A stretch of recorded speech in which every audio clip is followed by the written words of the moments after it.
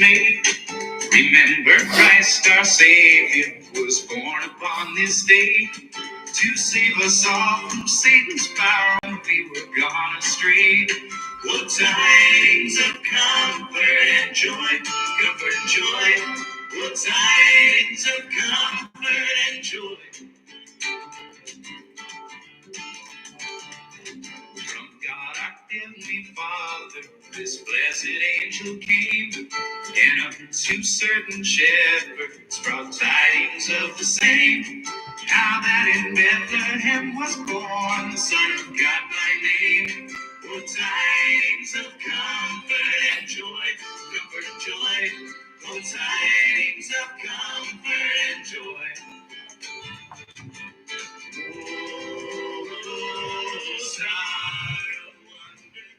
Good evening and welcome to the Good Faith Podcast, where we maneuver around debauchery, attempting to find harmony with our fellow man and unpack degeneracy. I'm your host, Ninja Bullock. We understand you could have been a million other places, and the time's the most precious commodity any of us have. So from the bottom of our heart, we'd like to share our gratitude with all of you. Viewer and listener discretion is advised. Due to the sensitive nature of some of our topics, we hope you will shield youngins from some of the vulgarity that may be spewed here. It must be noted that the views expressed by the panel are not necessarily the views of the Good Faith Podcast, and we're not liable for any results incurred by the utilization of our advice, nor are we a fiduciary. And we assume no liability for any results incurred by the utilization of our financial advice. As blah, blah, blah, our simple aim is to entertain and inform. Anybody living in the greater Philadelphia area interested in making an appearance on our show can reach me in a DM on Facebook or Instagram at Christopher Bulick. See our Patreon link in the description if you'd like to make a campaign contribution to facilitate our meteoric rise. And I'm excited to announce that our Patreon's going to have a new feature, which I think will provide value to our subscribers. So once a week, I'm going to do a deep dive analysis of one stock ticker, and it's only available to our paid Patreon subscribers. So I'm hoping that, you guys can benefit from that. Maybe, read it, consider it, and maybe make a couple of, moves, or like maybe let it help your strategy in how you invest. Obviously, I'm not God. I'm not wait, I got a soundbite for this. You sound like Morty with all the stuttering. Rick, I don't know. I'm not God, but You don't know me. You're not God. I'm not God. I'm not omnipotent. Don't hold my feet to the fire if what I say doesn't come to fruition. However, we are not a fiduciary. However, we're not a fiduciary. However, I will take accountability if I'm wrong. I'm not gonna just be like a meteorologist or a typical Wall Street financial advisor where I'm like, I just gloss over my my mistakes and shit like that. How do you even know if you're wrong when stocks take years upon years? Sometimes they go down and then they go skyrocketing up. Like hopefully this podcast lasts for many years, and hopefully I'm able to it'll all be archived in the annals of eternity, and I'll be able to look back on this in a year or 5 years and be like, man, was I right about this, or man, was I wrong about this? So, there will be accountability had, and so just a year from now. Sure, yeah. As a candidate of the people, I solemnly swear I won't misappropriate the funds. I won't spend them at Myrtle Beach golf courses. I won't gas up a corporate jet to fly to Tulum. I won't fund arms dealers in the Middle East with Stinger missiles and Harrier jets. I won't buy stupid shit. I open a savings account in your name. That way, 500 years later, it'll be worth billions. Billions. Oh, I like money. There it is. It's beautiful. Take your hat off, boy. That's a dollar bill. A dollar bill. That's all it is. $1 bill a month. And you can support our podcast. And I believe we're going to be providing value to a lot of people. This is a celebration that we just reached 400 subscribers. So we're less than 100 subscribers away from being a monetized channel, which would be nice. We've begun our meteoric rise. So if you guys if you guys want to hop on board, it's never too late. This train's never leaving the station, but we want to give an extra. We encourage bandwagoners. Yeah, we definitely do. But the diehard loyalists, you have an extra special place in our heart. From all the people that were here from day one, you guys are the real MVPs, and we'll never forget you. Maybe when you go into like an Italian restaurant, there's like pictures of like Billy Joel on the sandwiches. I think we got to do that. Like put them on the board. Yeah, like maybe over here, up there. Just like line the walls with pictures of our guests. Do what those Twitch girls do, where they put it on their arms, the names of people will just put on the board. What now, like tattoos or they write their names? Okay. Well, I don't have a lot of skin showing. Well, instead we would use the board. Yeah, I wanna have like an artistic person come and in dry erase marker write like the Good Faith Podcast on that'd be cool. The whiteboard. I think Og would be good at that. Probably. If you are or somebody who's very artistic and can do that, please let us know. We'd love to have them on our show so they can, display some of their artistry.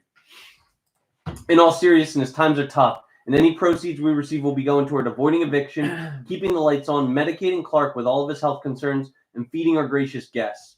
Once again, if you feel that you've been given value by us, it takes a little extra effort to like and subscribe.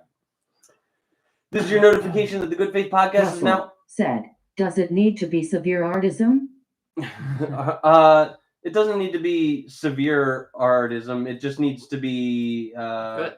Yeah, it just needs to be better than I'm able to do, which isn't very high. Yeah, if nobody comes on and nobody does it, I think one of these days I'm gonna give it a crack at writing the Good Faith Podcast.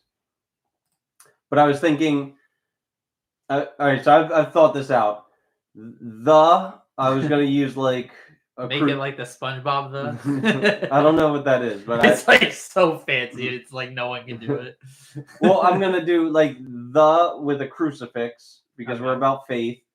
I mean, good. I was gonna do with 2 engagement rings, or like a wedding band and an engagement ring for the 2 O's, because we're about relationships. And then podcast, the S in podcast would be like a dollar symbol, because those are like I think the three topics that we delve deepest into. This is your notification that the Good Faith Podcast is now available on not only YouTube but Apple Podcasts, Spotify, Patreon, Amazon Music, Samsung Podcast, Listen Notes, iHeartRadio, Pandora, and RSS.com. We'll keep pushing out these episodes so long as our following stays growing. Here's a special shout out to our faraway friends in Christchurch, Zambia, Finland, San Diego, San Jose, San Francisco, Portland, Cheyenne, Nebraska, Salt Lake City, Denver, Chattanooga, Birmingham, Atlanta, Lexington, Kansas City, St. Paul, St. Louis, Nashville, Minneapolis, Milwaukee, South Bend, Richmond, DC, Vancouver, Montreal, Toronto, Ottawa, Calgary, Harrisburg, Albany, and New York City. Go Flames! And go Flames. Who was that guy? They had a Guido on their team, right? What was his name? Giordano, right? Giordano, the defender. What was his first name? Why can't I remember? It wasn't Joe, was it? Actually, Joey Giordano. He's a fucking paisan, hey. You guys fill my heart with joy every time I see y'all. Mark Giordano. Marky Giordano. He's from the neighborhood. Good kid. You guys fill my heart with joy every time I see y'all pop up on the map. Wait, I got a soundbite for this. Every time we forget about it. Take it easy, will you? Oh, expecto patron in the trunk. Holy cannoli!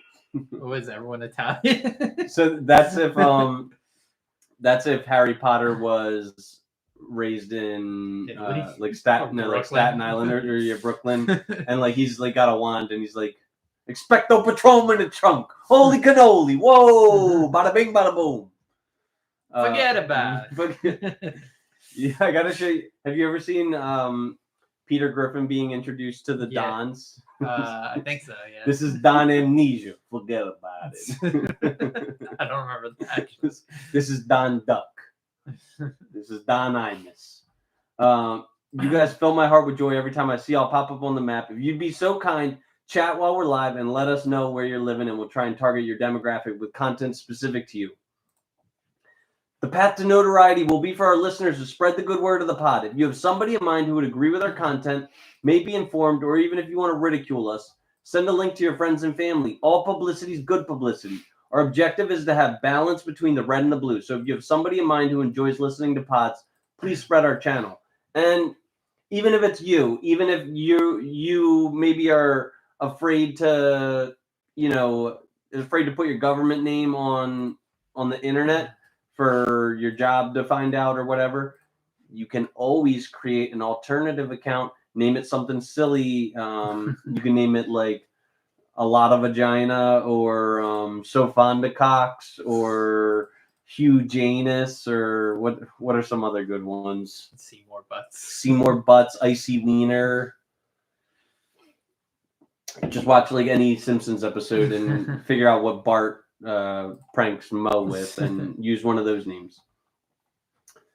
My mom did it. She just created an alternate account last episode of her maiden name. So if you want to do something like that, feel free. If you're interested in joining our movement, we represent the hashtag Iriobiamo. That means I respect you only because your opinion aligns with my own. Said Oliver Klosioff. Oliver Klosioff. Ooh, that's a good one. That's a good one.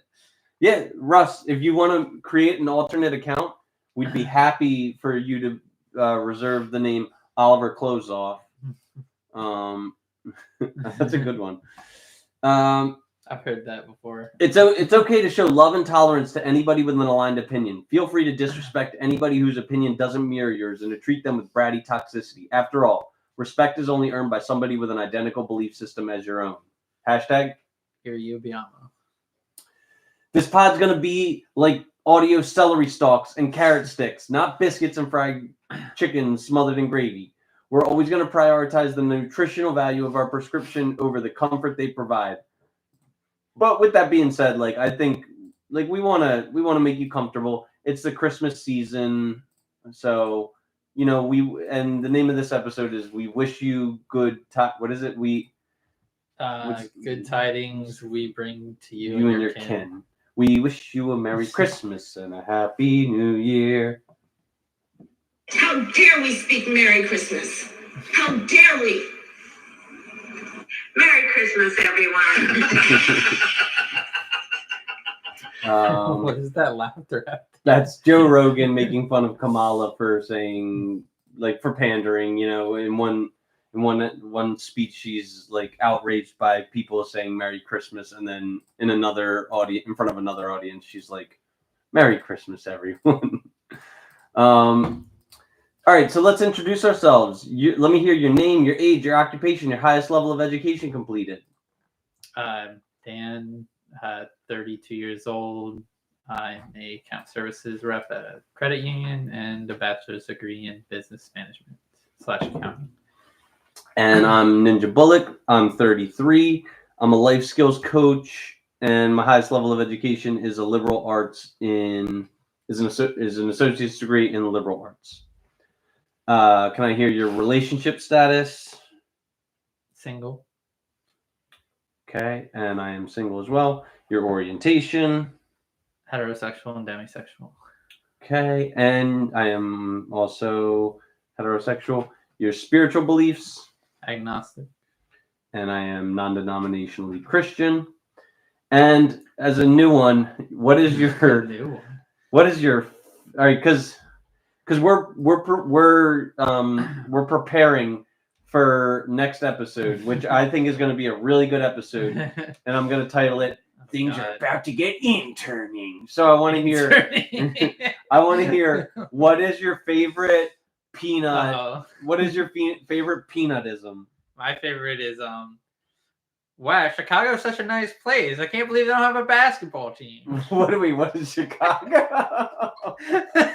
Chicago. The team that had the best basketball player ever and had 6 championships in the 90s. So here's a little background. Peanut took a vacation to Chicago, and he's like walking around Chicago. He's like, Oh, Chicago's such a beautiful place. It's a shame. They really should have a basketball team.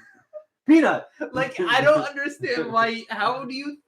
Why is he even thinking about a basketball team? What about like the other sports? They have they have everything but basketball. They're one of the 3 largest cities in America. They suck at all the other sports.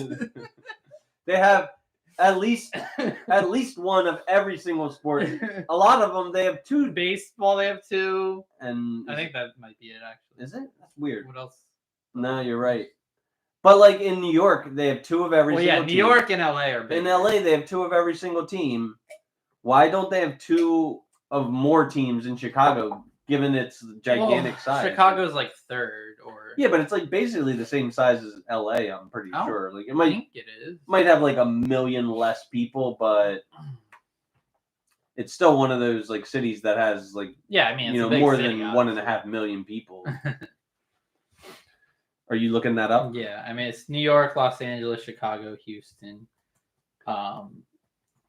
The numbers. Maybe we should do a. New York's 8 million, Los Angeles is 3.8 million, Chicago's 2.6 million. Yeah, that's what I'm saying. It's only got like about 1 million less people. I mean that's like a third, like 2/3 of LA.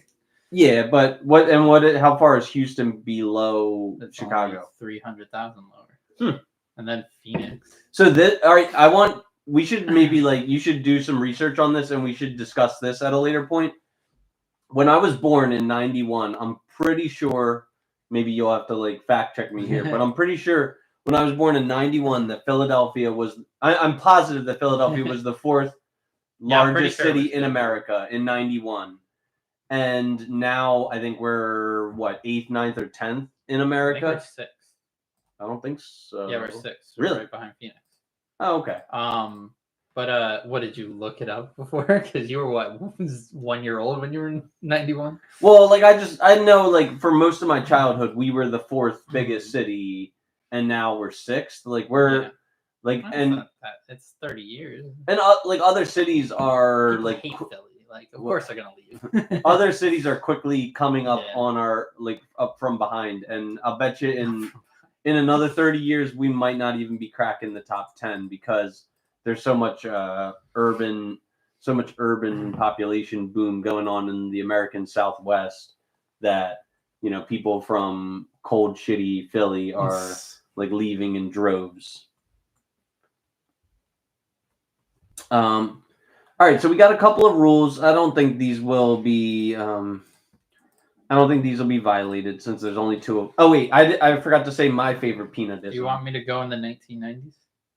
We had New York at 7 million, LA at 3.4 million, Chicago at 2.7 million, Houston at 1.6 million. Wait, I'm sorry. What was Philly? What was Philly then? Was 1.58 million. 5th. What do we have now? Are you able to check that? We are 1.55 million. So we've lost people. 30,000.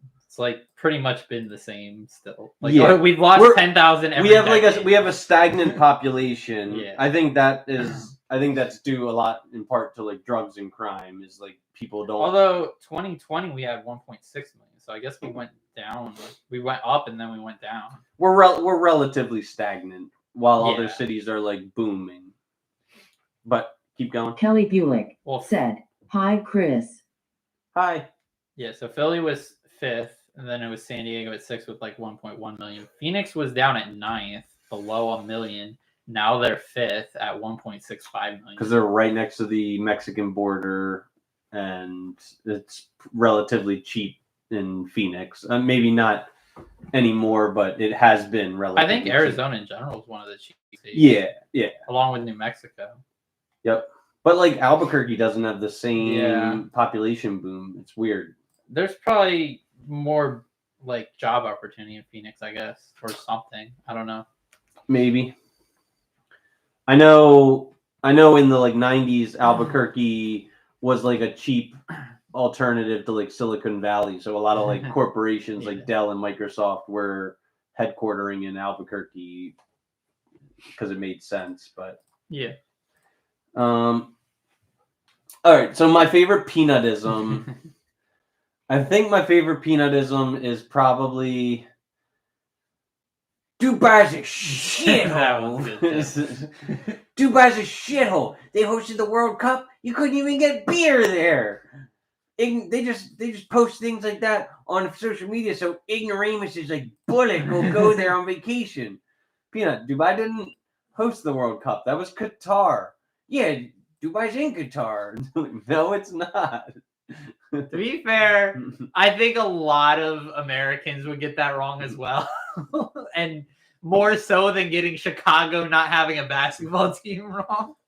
But I don't think a lot of people actually know where Dubai is. My favorite part of it. Well, I mean, Dubai has the tallest skyscraper on Earth, so I think it's like worth. Yeah, it's like. But I think a lot of people also mistakenly think it's Saudi Arabia instead of the United Arab Emirates. Yeah, I mean, it's like a lot of people don't know that UAE exists. Yeah, exactly my point. But it should be known due to the like extreme wealth that is present in like the top 1% of Dubaians. But like Americans are stupid. So and like Peanut is an example of that, because I just like it wasn't even the dumbest thing that Peanut's ever said, but I just love how Peanut was like how confident he was belittling you. Like how he called me ignorant while mistaking about the city. Like that's you shouldn't do that. All right, so rule number 1 is respect. The Good Faith Podcast endeavors to harbor a culture of respect. Although some topics may be contentious in nature, it's of paramount importance that a general good faith exists between us. It is perfectly acceptable to attack another's opinion or mentality, but ad hominem attacks are strictly prohibited. And like I want us to prepare, I want us to be like iron. I want us to be like, like airtight for next episode. And what do you mean? Like really, really try and speak with respect to each other, because there's a possibility that it gets really in next week, and there could be a lot of contentious debate. I feel like there's probably not even going to be. You don't think so? Rich K said, "Be nice. My high school diploma is from UAE." Really? Wait, really? I feel like that's not true. Who do you know this person? Yes. He's my art, like for on Fridays we go to art class with my students, and Rich K said, "Yes, true." Yeah. Wow. That's interesting. No, I mean I would love to go to Dubai. My only thing is like I'm like kind of afraid of heights. I feel like I would not. I mean, you don't have to go in the building. Well, like I feel like that's what there is. Like that's what people do when they go to Dubai. Is like I think they're like mostly synthetic beaches too. Well, like, yeah, I mean everything's pretty much fake there. It's like Silicon Valley for the UAE. But it's like I would love to see like the billionaires driving around in Lambos and like just like all the crazy eccentricism going on in Dubai. Number 2 is honesty. Upon your arrival on the show, it's expected of you not to be deliberately obstinate. Due to the complex discussions that we embark on, a certain level of creativity and imagination is necessary.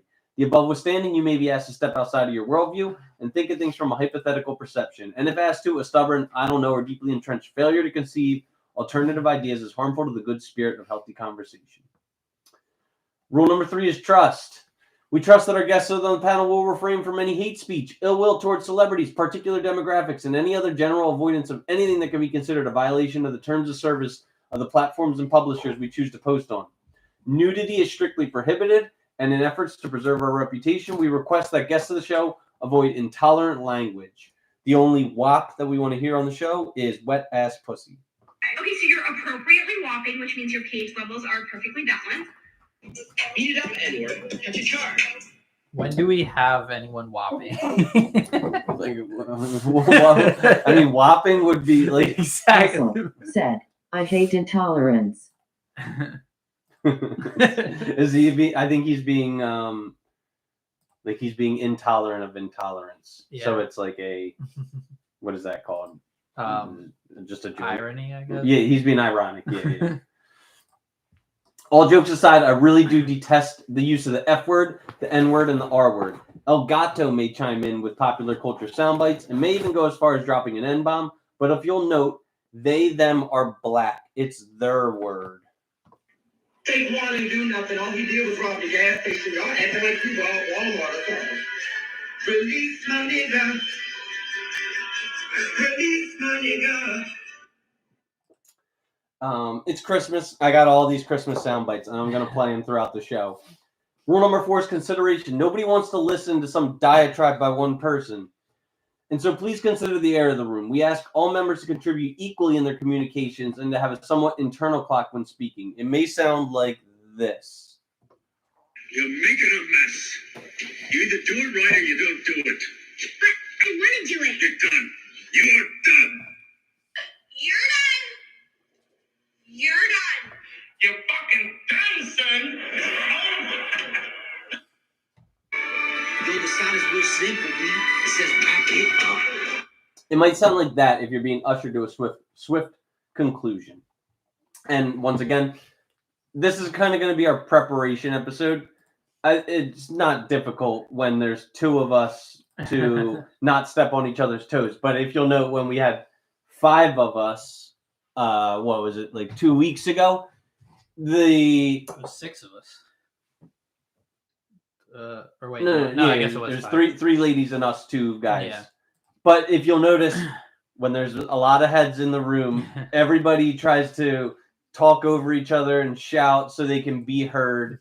So, like, we gotta find a way to, make sure everybody gets their say and nobody is too commanding with their, with their chance to speak. You know what I mean? I don't know if maybe we want to implement people like raising their hands. I think that's like a little bit. Go back to grade school. Yeah, I think it's a little bit like sterilized and not. Well, I mean, great. You can just direct the turns like you were doing before. Yeah, for sure. And I mean, I think people I think if people are considerate and respectful, then they know how to have a conversation with another human being. What I just don't want to see. I mean, it should not happen. But anytime that opinions get really. Anytime opinions get really polarized, we know because of Yuri Ubiamu, people tend to disrespect people that have differing opinions, and I just don't want to see that happen. To be honest, I think people were just being loud to be heard mostly during that episode. It wasn't even so much about it wasn't about it wasn't about disagreements. Everyone just wanted to get their point out about how they viewed whatever. Yeah, I'm really cognizant of the audio quality of the show. I understand that at any 1 second Russell of this said, Hot Wheels are better than Matchbox. I will die violently on this hill. I agree. Most people say that. But I like both though. It's December, so the Hess truck's back and it's better than ever. Get the Hess truck this year. The Hess truck's here. I have a Hess truck. I used to have Hess trucks. Yeah. But yeah, I forget, we were just talking about basic courtesy and discussions. At any one point, at any 1 second of this show, somebody might be tuning in for the very first time. And if they're listening to this jarbled mess of, incoherent babble, rabble, they might just turn it off, and it might be the very last time that they ever tune in. Or they might love it. I doubt it. Yeah. Rabble. No one wants to listen to that. Rule number 5. People watch South Park a lot. Rule number 5 is fun. The 5th rule is to have fun. We aim at the Good Faith Podcast to build a culture of fun and debate in an attempt to reach across the aisle and perhaps educate and learn things from the many walks of life. Remember, only boring people get bored, and we have a P.O. box for our complaints and grievances department. It's 123. Up your ass. Go fuck yourself. Whoa. Forget about it. Seriously, we do endeavor to create a safe space for constructive feedback, and we'll consider all complaints and grievances. A philosophy of curiosity is welcome. So instead of criticizing a viewpoint that you don't understand, please seek to understand it.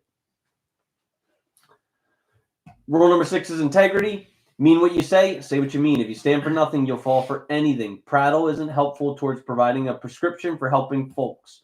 A lot of the conversational topics are phrased in a binary form. Would you rather this or that? While the nature of most opinions falls somewhere in the middle of two extremes, we ask you to please try and identify which pole you lean towards. The purpose of this is because we aim to graph data based on our findings, and while you can't graph, I don't know, it's a little bit of both. So if the question is which is better with peanut butter, jelly, or chocolate, I don't know, they're both so good isn't adequate. All right, do you have anything you want to say in response to that, or anything you want to say about next episode? Or anything that's on your mind at all? So is it who's on next episode? It's Peanut and Peanut, Rye, and Nasty. Oh, Rye's there too? Yeah. Anyone else? Just them? No, it's just us 5. But I think together us 5 run a good spectrum of male philosophy. You know, you have someone like Nasty who might be the like extreme I don't know what you would call Nasty, maybe like the extreme red pill, you know, the extreme red pill, you know, manospherian. And on the other side you have like Peanut and you, who I get like, what would you?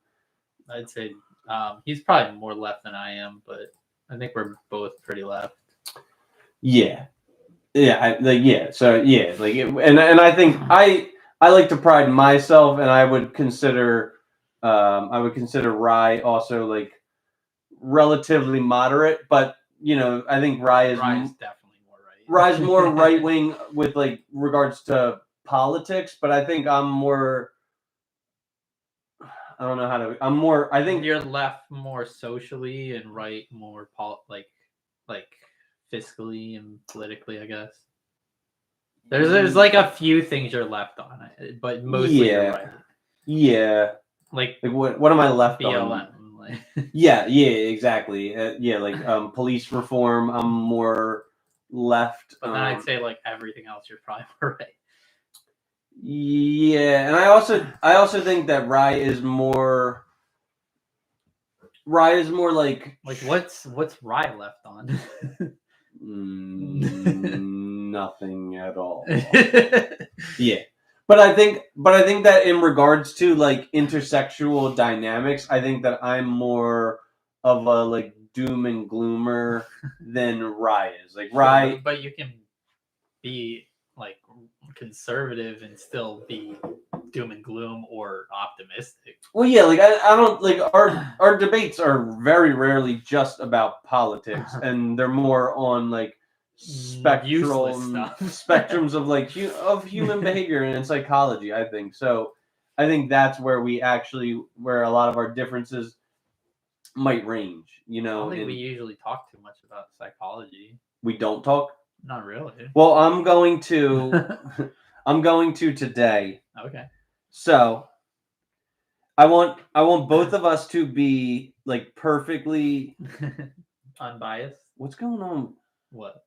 With your phone? No, I'm wondering why Rye hasn't chimed in yet. He's a jerk. He is. Fake fan. Fake friend and fake fan. Seriously, what a fucking dick. Fucking. You're done. You're done. He's done. Would you block him? Unsubscribe that bitch. So, this is the glossary of the manosphere. Glossary. I want us to be like prepared. You know. What for next week? I should have a Jameis Winston soundbite. Like I'm not even prepared for the stuff you say because you come up with stuff out of left field. I'm like, I've never heard anyone bring up anything like this. Have you ever heard? Oh wait, did I not add it? Have you ever heard the Jameis interview where he's like, you know, I just had to be prepared. My physical trainer, he said I just had to be prepared. Is that like from when he was with Tampa Bay? Or? Yeah, I think it was. No, I think it actually was New Orleans. Yeah. Wait, here we go. I'm so happy and grateful that the Lord has blessed me to play in some snow. Is that it? Yeah. He like played in some snow and he was just like so happy. I love how he's being like. He's always optimistic. Yeah, I'm actually starting to really love him. I hated him when he was with. Because you were a Mariota fan. No, I was a Mike Evans fan and a Whoa. Buccaneers fan, and I thought that he was extremely counterproductive to the Buccaneers winning football games. Yeah, definitely for winning, but he was definitely good for Mike Evans in terms of stats. It's true, yeah. Yeah, it's definitely true. So, you obviously know what a 304 is, correct? Why do I obviously know that? You don't know what that is? Is that police code? No, it's if you take a calculator. Oh, you mean to flip it up? Yeah. It's a hoe. Yeah. So that's a term. Doubt you're gonna hear it. This is a good one. A 6666. So a 6666 is basically the perfect man. He's 6 foot. Said, I'm edging my Sigma Riz Giant in Ohio with baby grown. Yacht. Is he saying yacht? Yeah. I like yacht. Giant. I'm edging my Sigma Riz yacht in Ohio with what's baby Gronk? I don't know that one. I don't know. All right, so a 6666 is a 6 foot tall man who with a 6-figure income, a 6-inch penis, and a 6-pack abs. And he works in finance. You could do. I was just making the joke. I feel like the perfect man, according to women, is probably some guy that like wrestles grizzly bears and breaks wood with his bare hands, or like as a basketball Kelly player. Buick said, "Yeah, baby." Why did it say like that? Yeah, baby.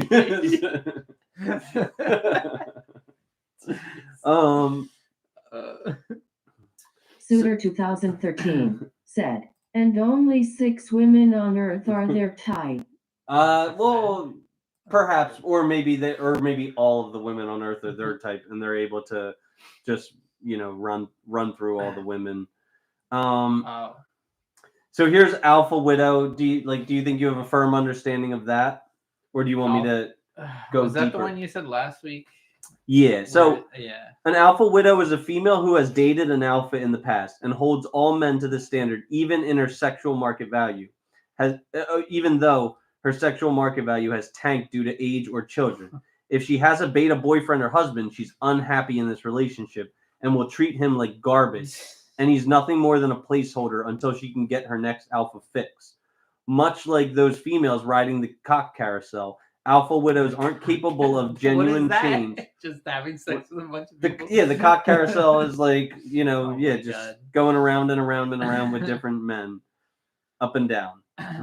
Russell said, "Sounds like a Rodney Dangerfield bit." Hey, fellas, we're all getting laid tonight.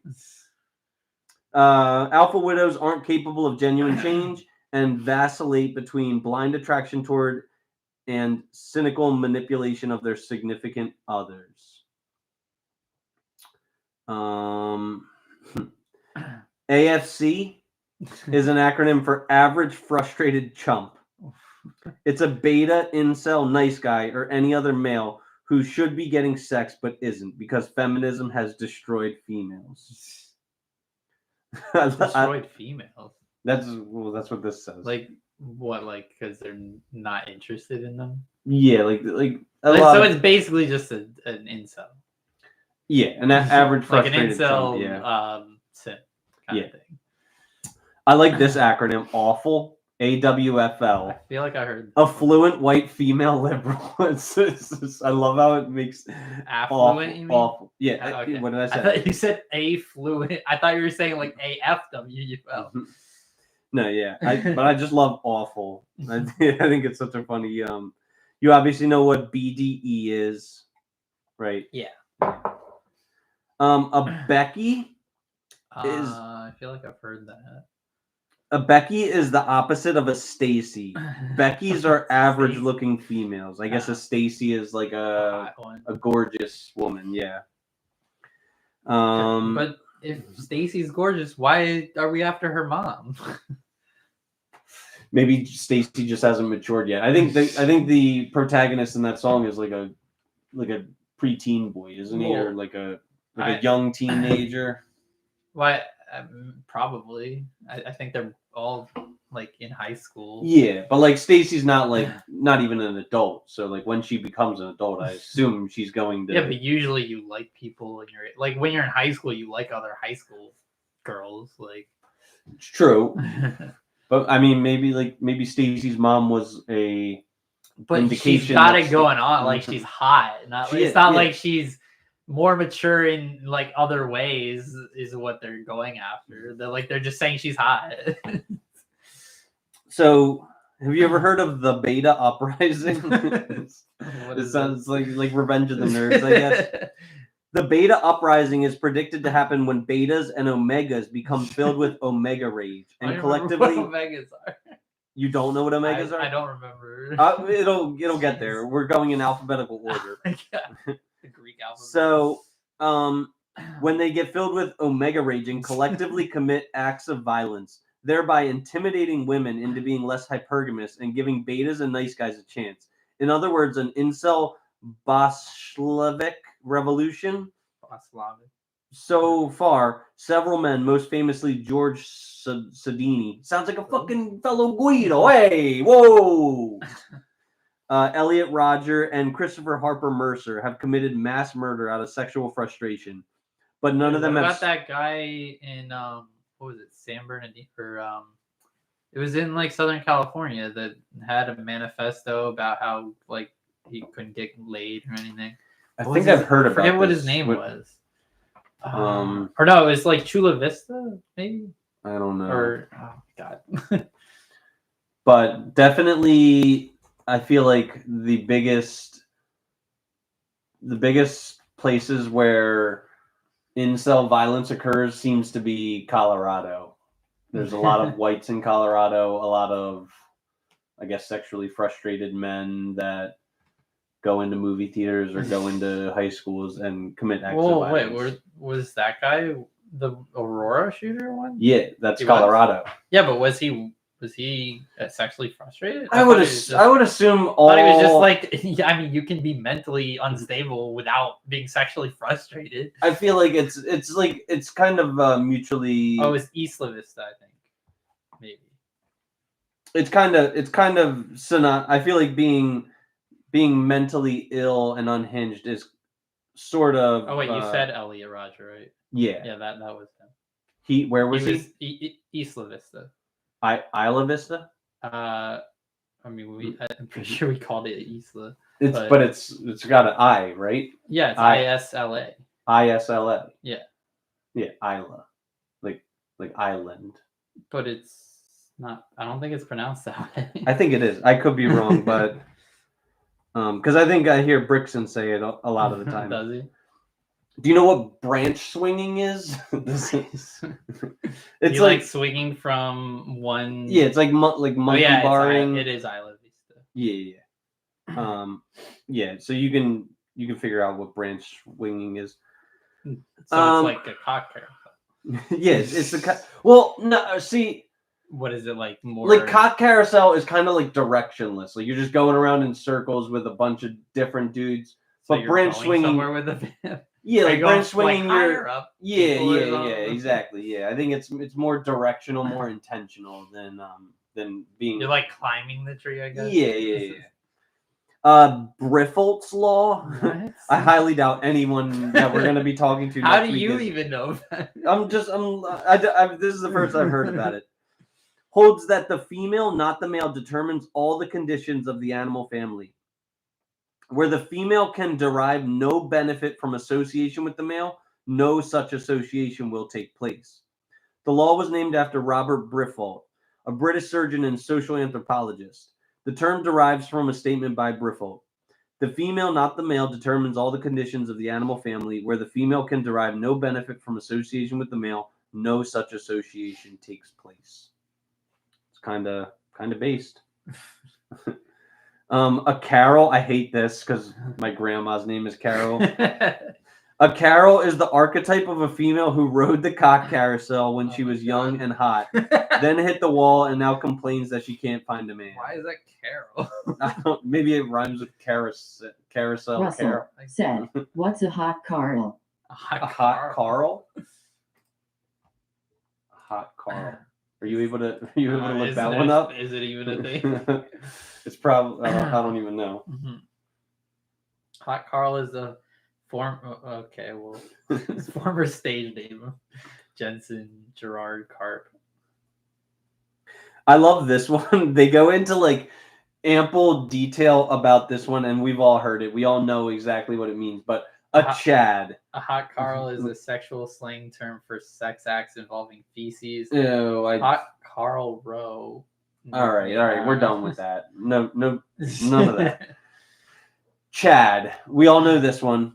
The man, the myth, the legend, Chad. Full name, Chad Thundercock, is the archetypal alpha bad boy. He and his girlfriend Stacy are perennial objects of the manosphere's envy and resentment.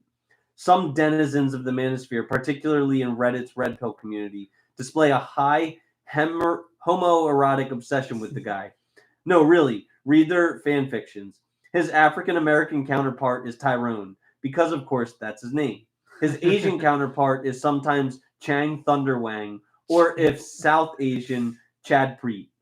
It's rather ironic that the manosphere and the subsequent alt-right choose someone with an apparent medical condition, mandibular prognathism, as their uber alpha figure. Mandibular prognathism is sometimes associated with inbreeding. While is not known to be associated with reduced cranial capacity among humans, it is among other hominins and other apes. Okay.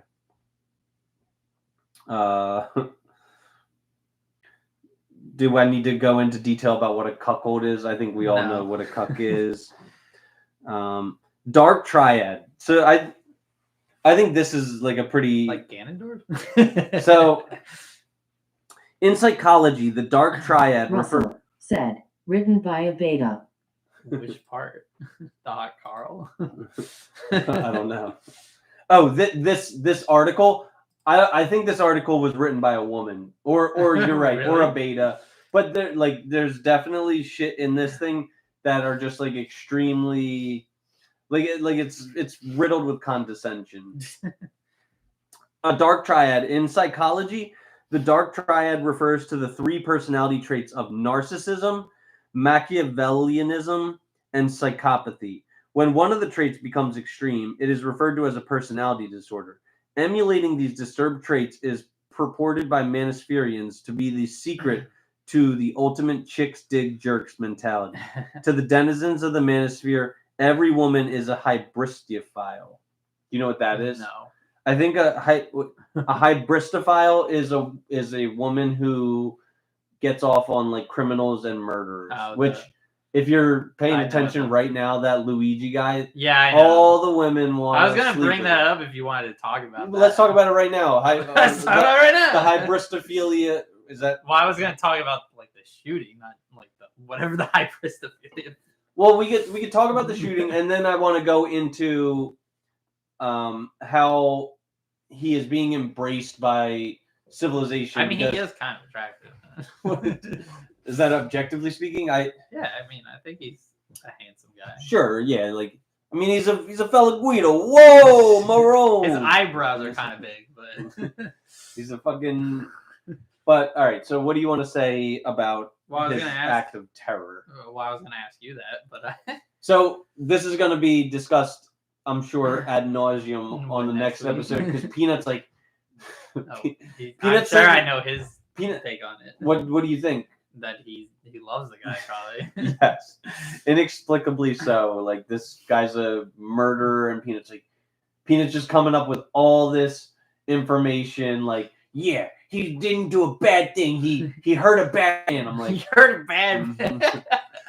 Like he murdered a guy in cold blood, and Peanut's like, the world's a better place without him. Like he hurt a bad person, not an innocent person. I was like, did the guy have a family? And he's like, yeah.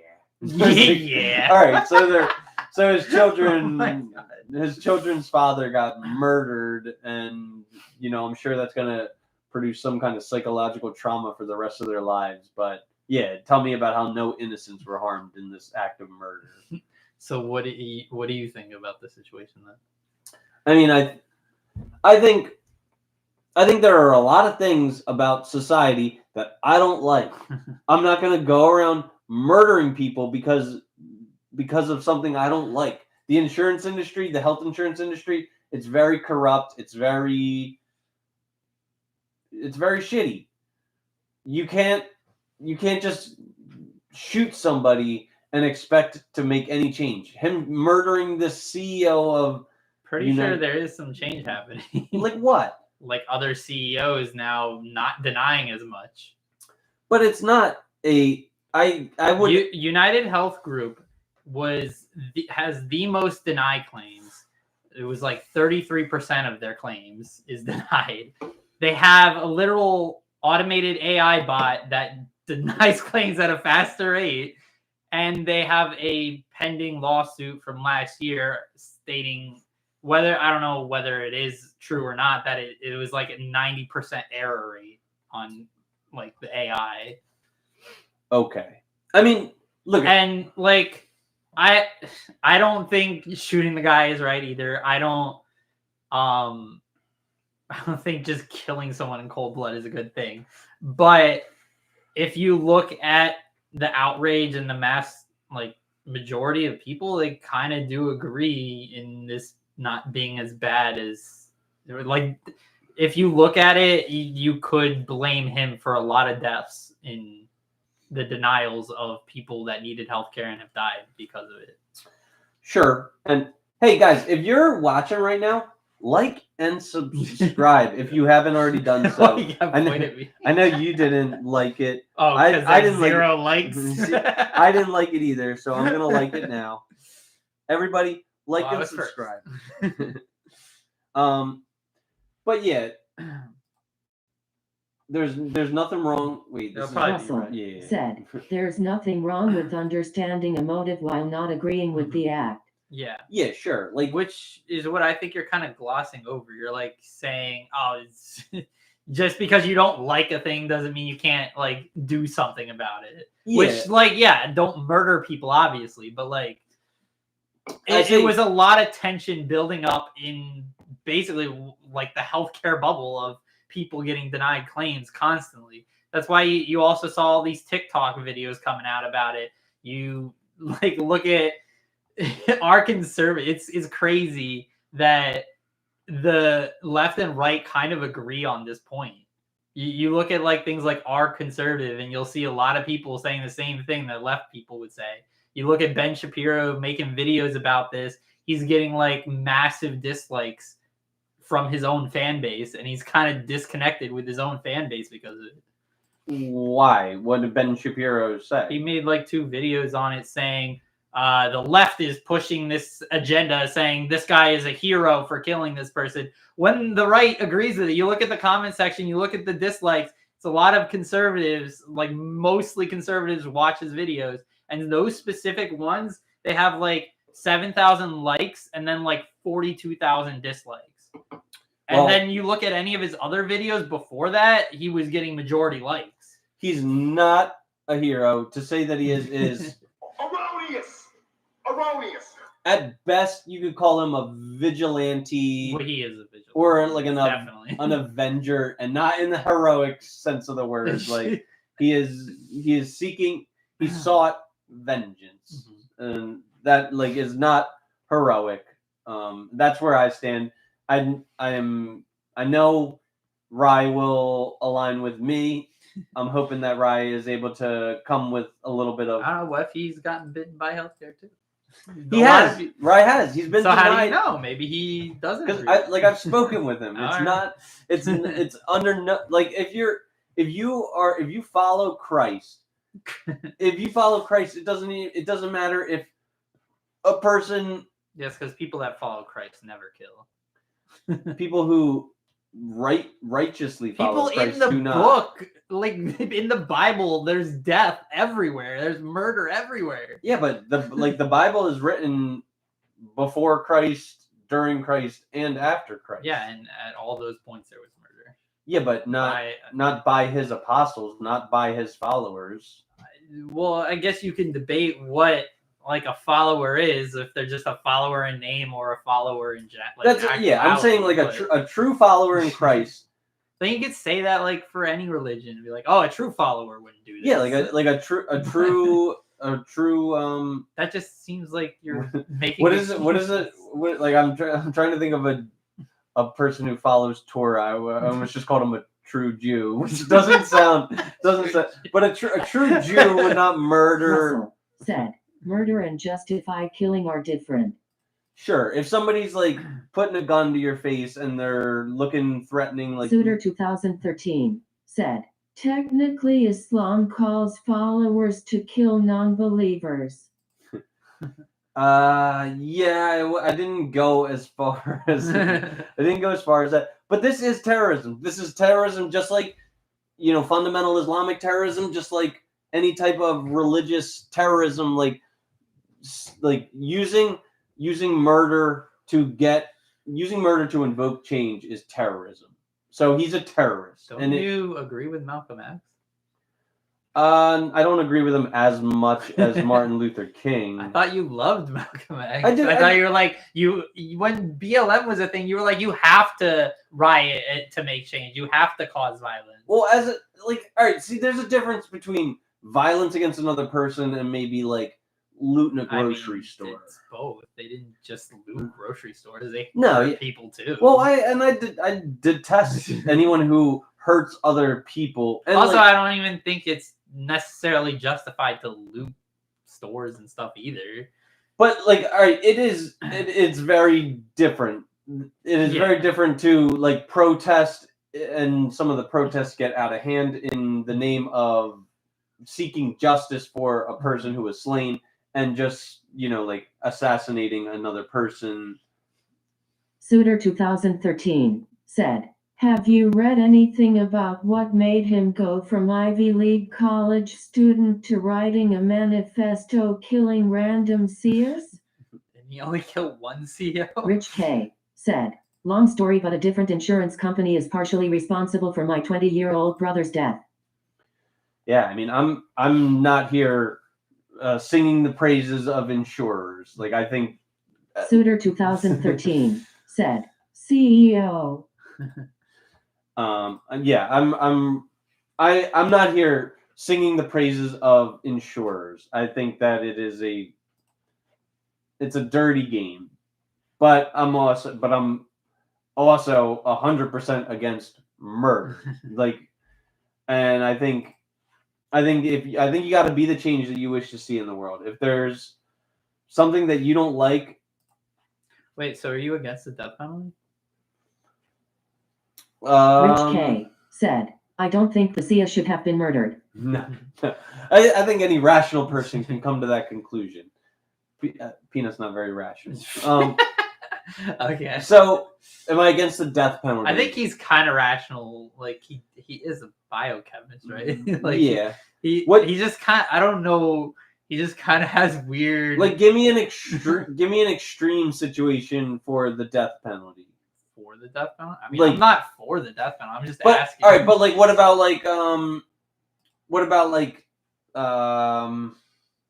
the guy is a mass murderer? Yeah, like what about? It's all proven. Let's say that. Yeah, like yeah. Let's say they like definitively mass murdered like hundreds of people. Yeah, I'm fine That's with still murder. That's justifying your murder, just like where people are justifying the murder of the CEO who is denying claims for millions of Americans. Well, it's kind of like the same thing almost, because it's a mass murdering in a different way. It's like more indirect.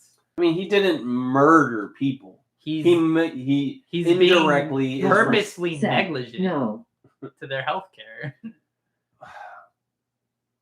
I mean, like, all right, so agree to disagree. All right, so how about Dr. Kevorkian? You know who he is, right? Oh wait, Suitor 2013 said, "You think there is any chance he is a fall guy?" I think there's a 100. I think there's a 99% chance that he's a fall guy. This is a rich, young guy. Why would he be the fall guy? It doesn't really make sense.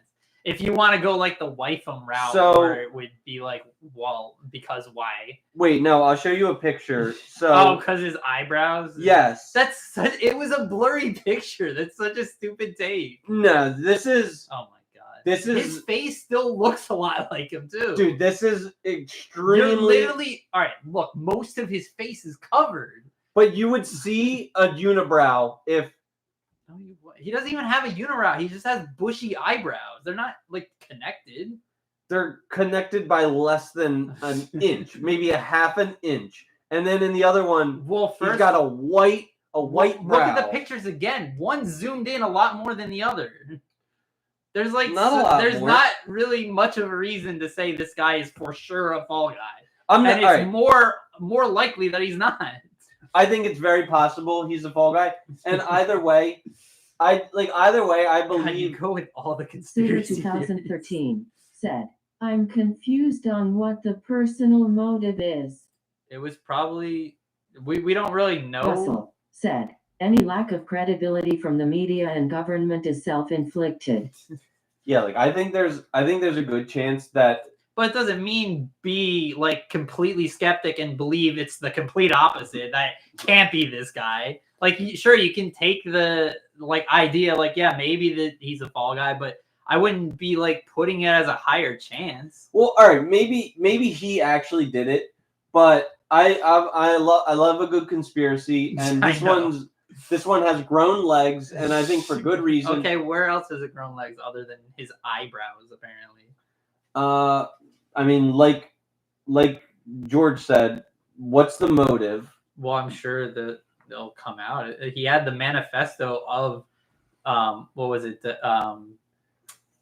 Delay, Deny, Depose, which was a book about like health insurance companies denying people. Probably had someone in his family that couldn't get health care. Don't you think that would have surfaced already? With all of our media being like consumed with this, why has nobody like come out with, oh yeah, because they just caught the guy. Like they don't have all the information. Imagine living through COVID and still taking things at face value. Facts. I'm not taking it at face value. I'm just saying you're taking it as face value the opposite way. You're saying it can't be this. I'm not saying Rich that. K. You said 100%. 100% he's a fall guy. That is definitely saying that. Okay. I don't want this show to be the Luigi consumption show, because I'm down to talk about it, but I don't want it to be everything that we talk about. And besides, we got off on a tangent. We were talking about the dark triad personality and how a lot of women identify, or how a lot of women fit the categorization of hybristophiles. Okay. Why do you think that is? That a lot of women fit that category? Mm-hmm. What was it again? Hybristophiles. Yeah, like, what are they? Like a woman who is sexually attracted to like a killer or a criminal. Oh, I mean, I don't think that's like way minority. That's not a majority of women. Or yeah, but when a serial killer, people like thrill, people like danger. Like it's an adrenaline rush. I think that it is, and some of them, like the ones that they're attracted to, are actually like physically attractive. Ted Bundy was physically attractive. Ted Bundy had Riz. That's how he was able to get everyone. Yeah. But I think that it is a relic of their evolutionary biology. Oh my God. Yes, we're all tied to our rudimentary evolutionary biology. We are. No, we're not. Yeah, you are. You are an animal. You have evolved. We've evolved past just being Brian that Peppers way. got all the bitches. What did he say? All right, so this is an opportunity for you to seek to understand and not interrupt me. You can say your thing after. From the ancestral period. I've heard this already. All right, well then you just detracted. Go ahead. But yeah, all right. From the ancestral period, having like a grass-eating beta cuck would be suboptimal to having a man who was a killer. If like a bunch of rival tribesmen infiltrate your village and seek to destroy and ravage and murder your tribe, having like a cold-blooded dark triad, someone who's like a psychopath and a narcissist and a Machiavelli. And a Machiavelli, they're going to like coldly and savagely, dispatch any intruders that might come into your space. They're they're categorically better at defending women than an emotional, warm man. What is your take on that? So you're saying more women are into the serial killers than beta grass-fed men? Yes. I don't agree. I don't think that's true. I think there's a small minority that are into that, but that's not as many women as you think it is. I think so long as they're not built like and if this were true, why wouldn't it just be a majority of women doing that? Why wouldn't there be so many that are just into these serial killers? Because we've evolved more than that, and we know that murdering people is just wrong. And it isn't. It means we're not tied to it. Maybe, like, if you want to stretch it and say, like, a few Russell of these women are. We outgrew hundreds of thousands of instinct in less than 200 years. We are built different, I guess. Russell said, years. I think he's being, what's the word, facetious or ironic. Like, it sounds more based, honestly. But it's not true. Like, you don't think we exponentially grow? Sure, but I don't think that we shake off evolutionary instincts that are ingrained in our humanity for hundreds of thousands of years. Like we have different ways of feeding. Like no one's like going out and being hunter-gatherer anymore. We have farmers that do it for us. We just buy our food. We can cook. If anything, that's what the new hunter-gathering is just being able to cook. That's why a lot of women are into that. That's why it's the second highest thing that women rate, or third highest. All right, but if there's a like one that man... list, there wasn't anything about murderers on that list of thing women like, or just being physically strong. If there's one man who is afraid to kill the dragonfly, and one man who can take twigs and logs from the backyard and start a fire, who are 99% of the women going to be attracted to? The rugged outdoorsman, or the soy boy who's afraid to get his hands dirty? These are two different things. I thought you were going to say the one who's afraid of dragonflies or the ones that can kill dragonflies. Why are you comparing it to starting a fire? All right, so let's say one man is... Just say one starts a fire and one doesn't start a fire. One man has a propensity for murder, and the other man could not defend himself against... So the one can murder but can start a fire, and the other doesn't murder and is afraid of dragonflies? Sure. I'm pretty sure they would take the dragonfly one. I don't know. You can tame a murderer. I don't think you can't tame a murderer. Sure you can. Not really. It also kind of depends on what is it, vigilante murder, or are they just mass murderers? If we could tame murderers, why haven't we done it? Then we just put them in jail and then make them worse. Because we have a flawed system. But how do you tame a murderer, though? You incentivize him to...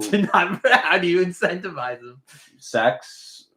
Give him sex and he won't... Sex, money, all of the riches that life has to offer. They would probably find another reason if they were. The appeal of the protector and provider is not a feature that can be weeded out through modern comforts. Yeah, so you're of the camp that believes that we don't have any of the mating preferences that have been ingrained in us through hundreds of thousands of years of biology. They've shifted differently. They're not we just like mass murderers because they can protect us. Why do women like mass murderers? What is your hypothesis for why women tend to like mass murderers? There's a psychological thing about it, but I don't think it has to do with just them being able to protect you, because they're not protecting you if they're willing to kill you. Why is what is it, hybristophilia? Why is hybristophilia extremely disproportionately more common in women than men? K said, I'm with Russell. Because there's not a lot of female murderers. What?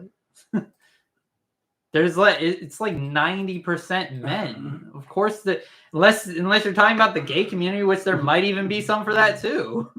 Not like the data does not suggest that. There are not Do many. you have data on it? Yes, there is data on men for other men murders.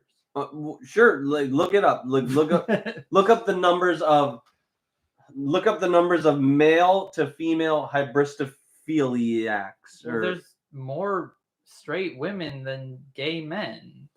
Okay, but still, if there's a statistically significant. Russell said, the appeal of the bad boy might not be connected to what you're discussing. It could be more of a nurture reaction of wanting to fix him. All these things are possible. It is definitely a real, tangible phenomenon amongst the human species. You know, like women like a woman like a man who is able to be capable of great acts of violence. They don't want a man to be extremely violent all the time, but they want a man who is capable of violence. If not, then they're at risk of great violence being acted upon them. Well, they're at risk of that by being with a murderer. That's not necessarily true. How is it not necessarily true? Russell said, bridal power is based as fuck. Men also, the murderers, men kill women more than they kill men. Bridal power is based as fuck. I don't know what that means. I don't know either. All right. This one got a lot of responses. I'm going to try and move past it. So, do you know what a dual mating strategy is? What, like where you have options? No. So a dual mating strategy is used either as a synonym for alpha fucks beta bucks, or as a similar concept referring specifically to the expectation that a beta provide for an evil female's children conceived with an alpha during her days riding the carousel. Once again, we're talking about the carousel. So, I mean, an alpha impregnates her, gives her his superior genetics, and then the beta comes along and provides his resources to her, and she uses both archetypes for what they're best at, but she gets the best of both worlds.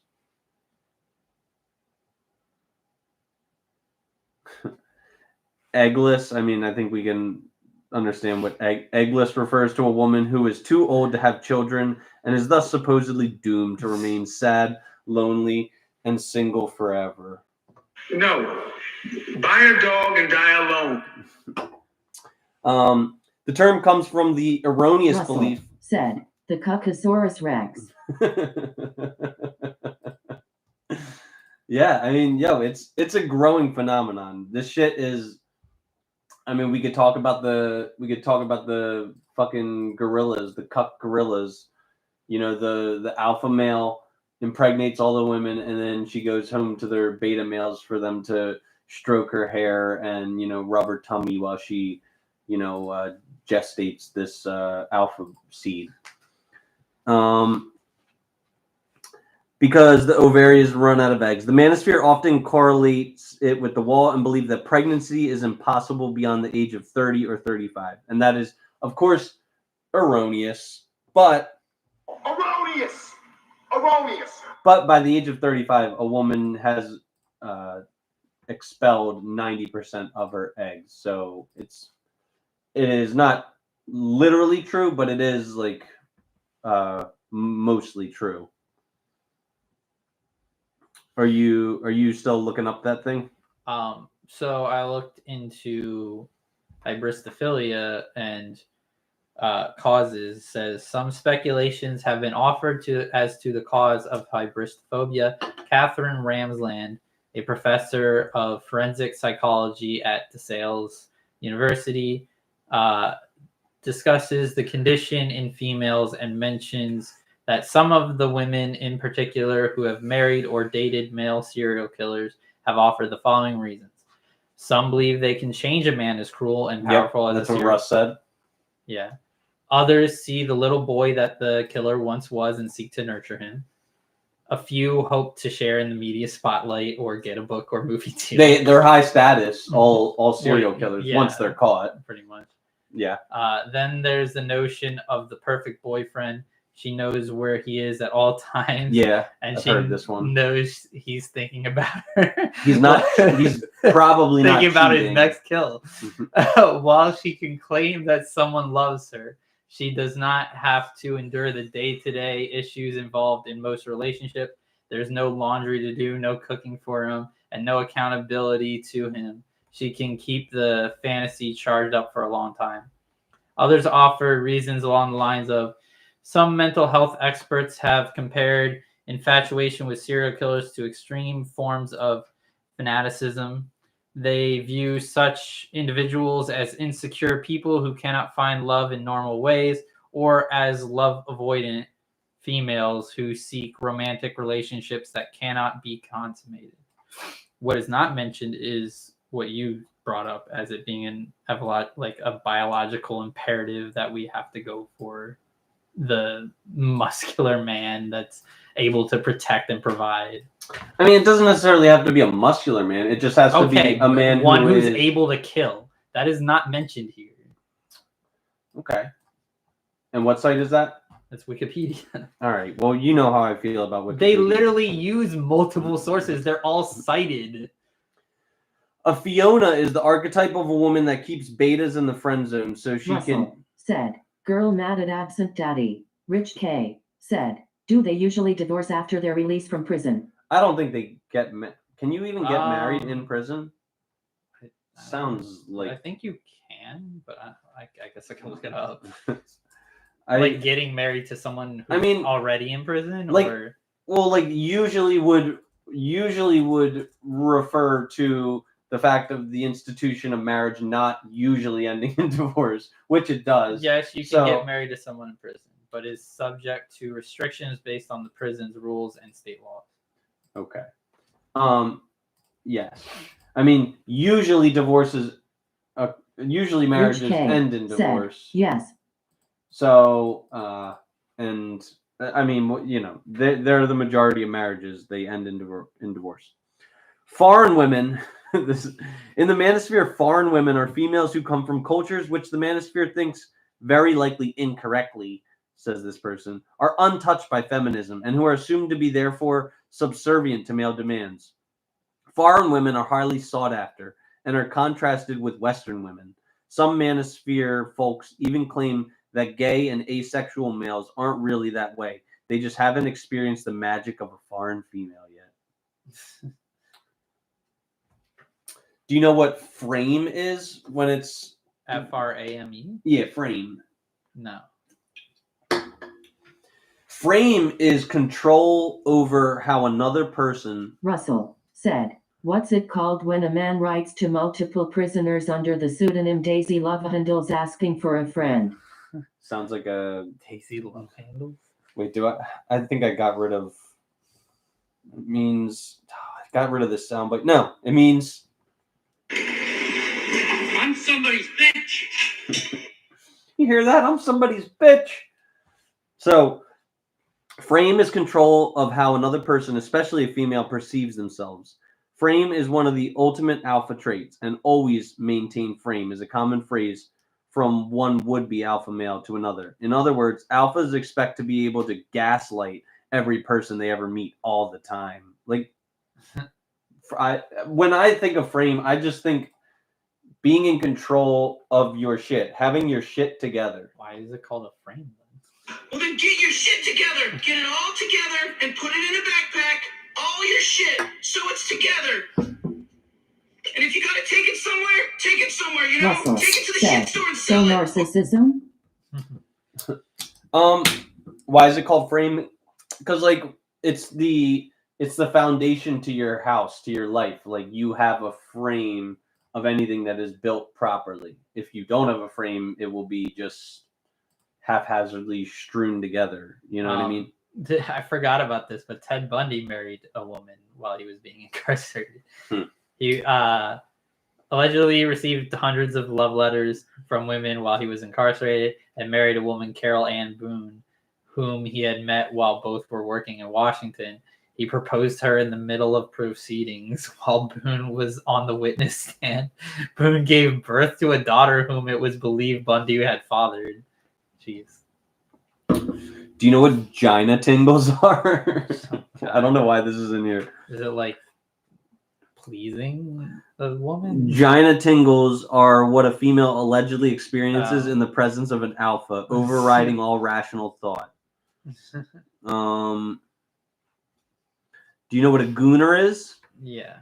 Okay. What is a gooner? It's like a guy who what is it, like hour-long sessions? That's gooning, but is that not what a gooner is? A gooner is like someone who suffers partakes in gooning. Yeah, like who suffers from like porn addiction. Yeah. But yeah, like I've never tried this. I'm too impatient. Too impatient. That's why you don't last long. It's true. I need to start gooning. Do you know what herbivore men are? Isn't that just any human? What? I guess No, are they not omnivores for the most part? Oh right, I'm thinking omnivores. I guess a beta that is more of like a vegetarian vegan type. Yeah, like a grass eater is a recent phenomenon in Japan of males. Russell said, "What's jelking?" Can you please inform us? I've never heard of jelking. Sounds Chinese. Just nothing that involves poop, please. Jelking is a massage technique. Rich K said, "Vegan-esque." It's not feces, but stretching and milking the penis to increase its length and hardness. Interesting. What do you? Okay. There's no scientific consensus on its effectiveness.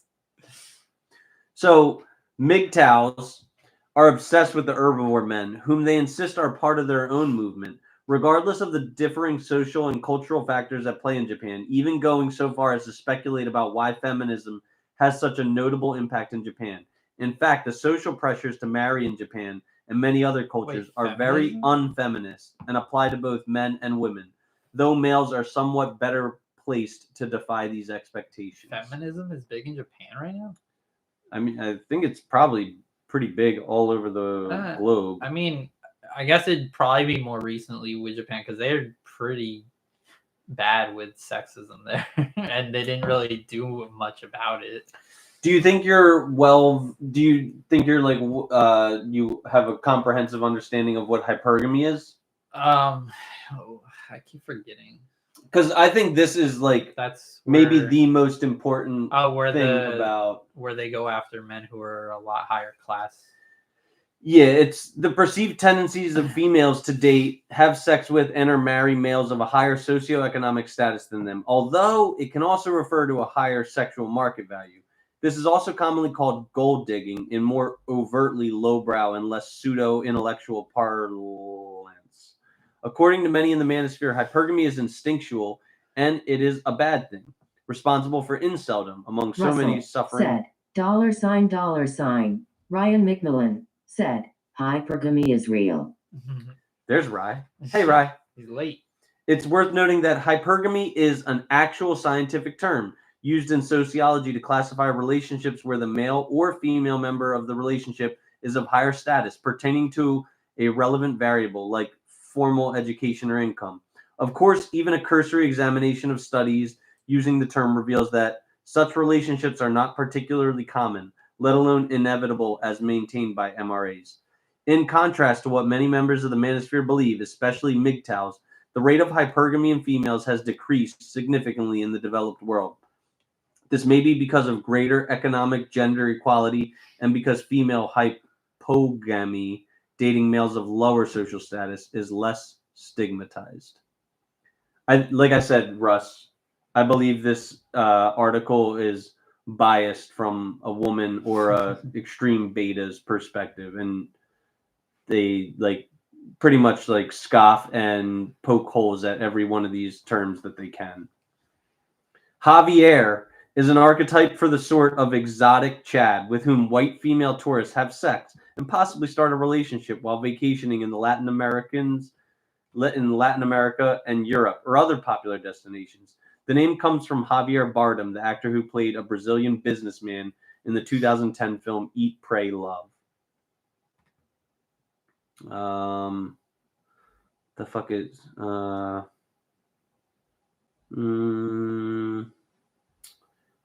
do you and stop me if you have any dispute with any of these, okay? I mean, I'm sure I do. Yeah, I'm sure.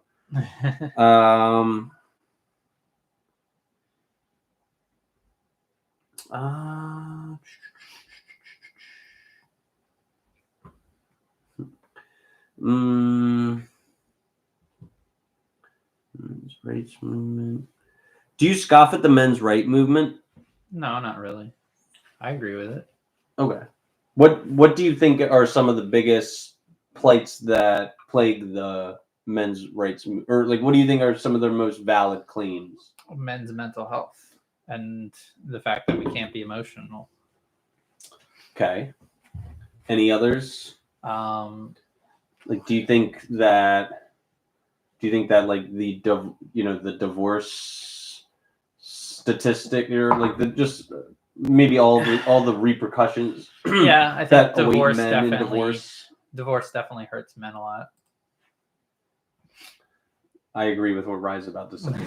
Ryan McMillan said, men ought to be stoic. I agree. I don't. What does that have to do with it? Like, I don't think that a man who's overly emotional. Okay, but I'm not saying we don't have to go to extremes. We can have emotions and express them when necessary, like Dan Campbell. Yeah. Like, he's not crying all the time on the field or anything. He gets emotional when it's an emotional time. Like, it's fine to do that. So, do you know have you ever heard of the misandry bubble? Bubble? The misandry bubble theory, first proposed in an article by a blogger called The Futurist, posits that the current state of feminism and misandry would reverse itself by 2020. No such luck. According to the article, the misandry bubble would pop due to 4 factors: men taking the red pill, the advent of sexual entertainment technologies like fuckbots, an exodus of men from the West to countries uncorrupted by feminism, and men going galt. That's galt. I don't know. You should look that one up. GALT. Galt. Even though a reversal of feminist advances did not happen, and even though the majority of men don't particularly care about feminism or consider themselves oppressed, most denizens of the manosphere were unrealistically optimistic about the popping of the misandry bubble, reminiscent of many religious fundamentalists' confidence that the second coming is actually going to happen. Now, little MRAs simply wanting something to happen doesn't make it so. Going galt means leaving what you see as a society crumbling in on itself and going somewhere else to watch it all burn to the ground. Wait, so what's the bubble? It's like some guy, some Reddit guy said that he predicted that in 2020. How long ago did he predict this? I don't know, but 2010. But either way, he was kind of wrong, but a little bit right. What did he predict would happen? Russell said, "Who is John Galt?" Wait, what was your question? So what did he predict would happen? Like that he predicted that this feminism would die, or like kind of like modern feminism. It unfortunately has not. Became a different thing. Became like fifth wave feminism. Kind of became well, I think it's fourth wave. Is there a fifth wave now? Probably. I'm sure there is. So a natural is a male who can engage in casual sex or satisfying relationships with females without adopting a shitload of misogynistic concepts and psycho woo in the manosphere. See, this bitch is just dumb. Like, she doesn't know how to fucking take an unbiased approach to explaining concepts. Sure. The term is used as a snarl word to invalidate these males' experience, as it isn't natural for the majority of beta males.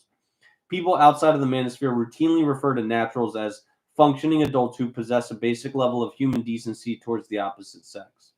I like naturals. So a natural is just a regular person. It's like a person who just doesn't need to learn all these terms, doesn't need to adopt a community or any of that shit. Like, I mean, it must be nice, but like I feel like you'd want to be included somewhere. You wouldn't want to just be on your own, being a lone wolf.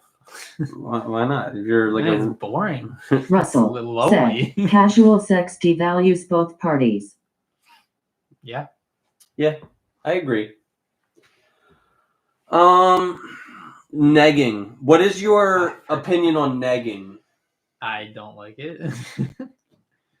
What, like, do you? I hear all the time women say there's got to be like witty banter, and what that means is like playful roasting, and that's negging. I don't think it means playful roasting. What does it mean? It doesn't mean like agreeing with everything they say. Ryan McMillan said, negging is effective. Like I'm not for like insulting and being like, you got a fupa, like you look gross. Who like says that? But like all right, like if a girl is wearing, I don't know, fucking green shoes with a purple shirt, I'm saying like How often is that? Said, what do you call someone who negs? God. Ryan McMillan said, it's gotta be clever and subtle. Kelly Hewlett said, Greg and I do that playful banter. Yeah, playful banter is negging. Like, what do you think playful banter is? Like I said, if a girl's wearing green shoes and a purple top, being like, "Oh, who let Green Goblin out dressed like that?" You know, that's or something. Really playful banter. Like, that's just Ryan insulting. McMillan said, "Russell, I'm Rollin LOL." What is your objection to negging? It's just mean spirited. I don't, and it's just a way to try and get more women in a not so great way, and you're not like trying to like have a relation. Usually when you're negging someone, it's not like to have a relationship, it's just to like have casual sex. I mean, I think that it can be a nice way to gauge whether someone takes themselves too seriously or if they're like lighthearted and able to joke around a lot. I like think it doesn't you can joke around without being mean. You can neg without being mean. It doesn't. That is what negging is. Negging is specifically being mean. What is negging? Well, written by this extremely biased woman. Okay. Negging is said, depends on how it's used, as with most things. Yeah, sure. Like negging as a ubiquitous game technique in which the pickup artist entices his target by treating her like shit, because that's what Kelly females Hewlett want, right? Said, Greg said once I was getting a little long in the tooth. I didn't know that meant getting old, but luckily we both laugh. I have the last laugh cause I am a decade older than him. I thought getting long in the tooth meant you're like talking too much. I didn't even know that was a thing. But all right, well, do you want like Google's definition? AI's overview on it? Sure. What is negging? Google's? Is a form of emotional manipulation that involves making negative comments about someone to undermine their confidence and make them feel like they need the manipulator's approval. That's how I've understood it to be. See, I think it's more of play. I identify it with playful roasting. But you're not identifying it with the definition. All right, but if you want to like effectively neg, as Rye says, it's effective. You're not going to actually try to undermine. That's written by somebody with blue hair. Facts, dude. Like, what, the Google AI is someone with blue hair? Probably programmed. It's AI. That was written by someone with blue hair. Okay. Anyway, effective negging comes from being mean and then giving like.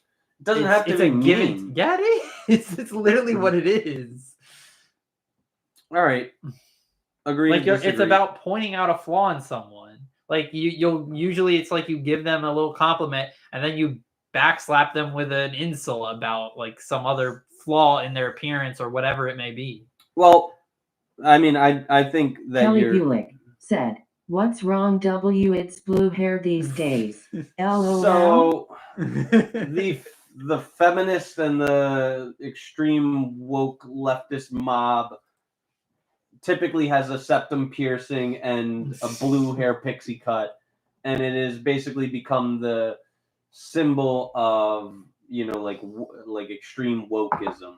So that's what's wrong with blue hair these days. It's like it's characteristic of the liberal woke leftist. What the fuck is this? All right, you wanted to know what an omega is, right? Sure. An omega is a male who has no prospects whatsoever of getting laid. Omegas are below alphas, betas, and every other rung on the imaginary sexual hierarchy. Omega is occasionally used as a term of pride by puas to glorify their technique. Pua is a pickup artist. Oh. According to these males, they are not alphas because they are not heavily muscled jocks, but they can nevertheless get sex from females through their game techniques.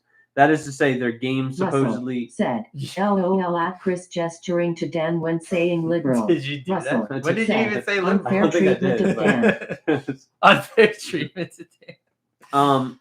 Never blah blah blah blah blah. That is to say, their game supposedly transcends their alleged physical unattractiveness. Of course, a more likely explanation of this phenomenon is that contrary to manospheric beliefs, different females are attracted to different types of males. This is actually statistically proven that, I don't know what the word is, but women have a much broader a much broader array of attraction triggers than men. Like men pretty much, like men have a much narrower archetype of what they're attracted to. Mm-hmm. Where we like Margot Robbie, Gal Gadot, Gwen Stefani, blah blah blah blah blah. They all look like how you said Harley Quinn. That's like a serial killer that that men fantasize about. No, but she was actually what's the word, hybristophile? Like she was a Joker fanatic. Yeah. But she was actually who like Harley Quinn. So what? Like, do guys like women that like serial killers? If they're serial killers, I'm sure. No, like there's people that like also Cersei Lannister. People fantasize about her too. There was an example given here. Well, I'm not a big fan of her. She's the queen, right? I guess I didn't really watch Game she's of the Thrones, queen. But...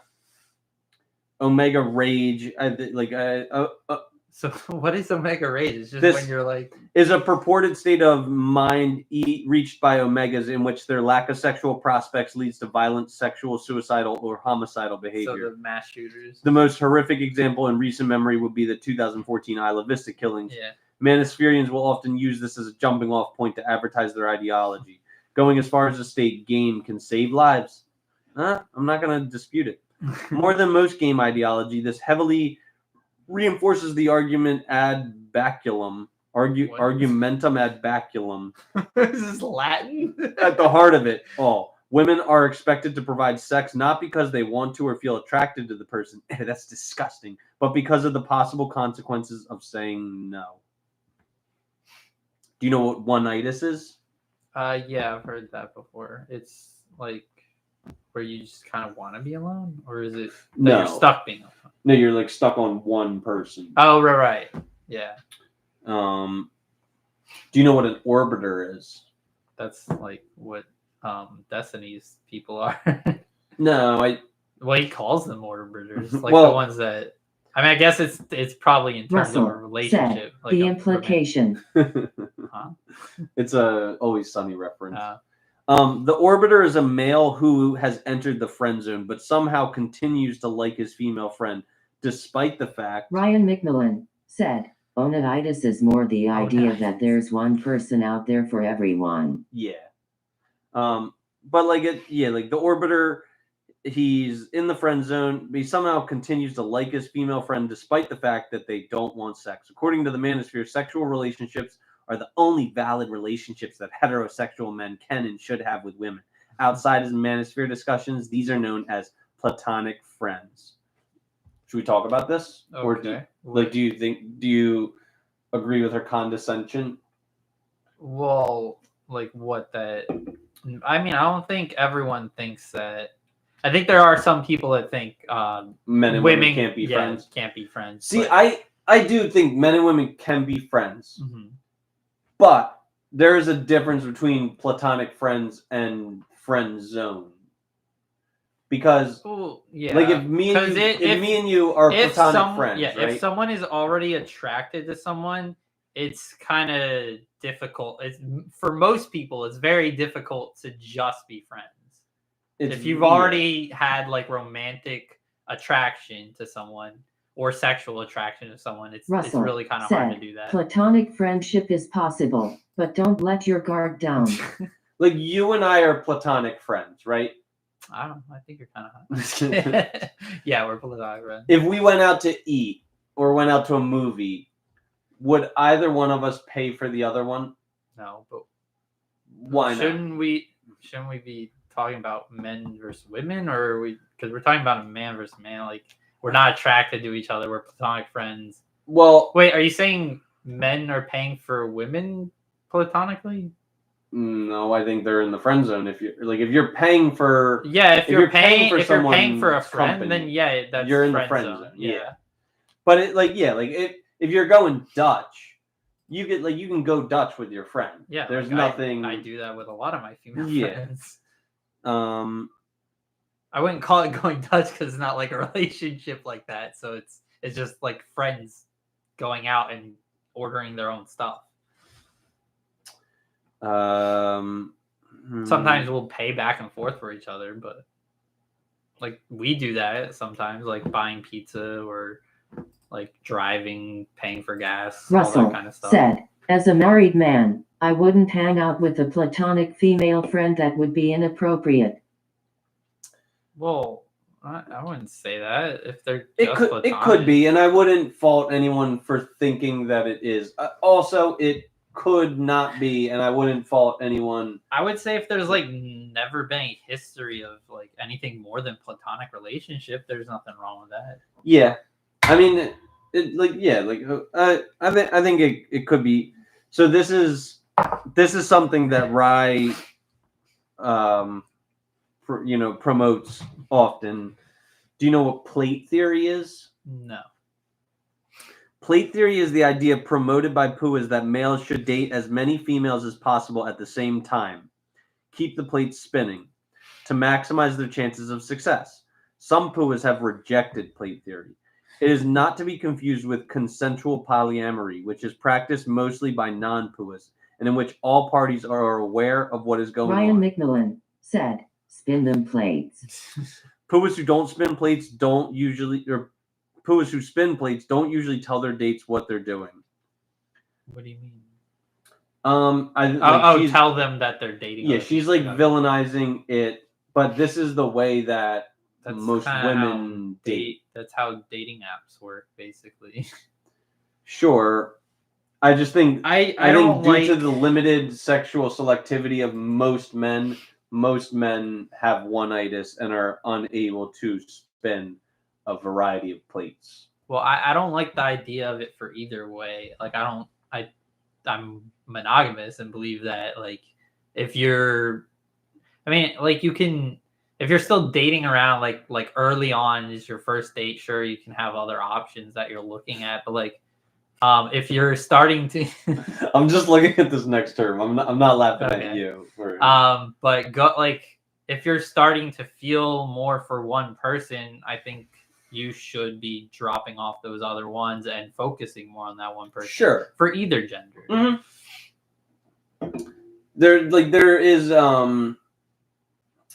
There's social proof. Women want men that other women want. No woman wants this. Well, people in general want what they can't have. So. Well, no, you can have it. Well, when someone else already has it, you can't have it. It's there's a lot of cheating and a lot of home wrecking going on. Yes, which is why that's what I'm saying. Like they're more attracted to it because they can't have it. But they not can. physically like can't. All right, yes, shouldn't have. But it's it's more taboo. It's like you can't. It's. But the reason it's called mate choice copying. The reason why women are more attracted to a man in a relationship is because they want that relationship. Is because he has he has given social proof that he is competent as a partner. Mm-hmm.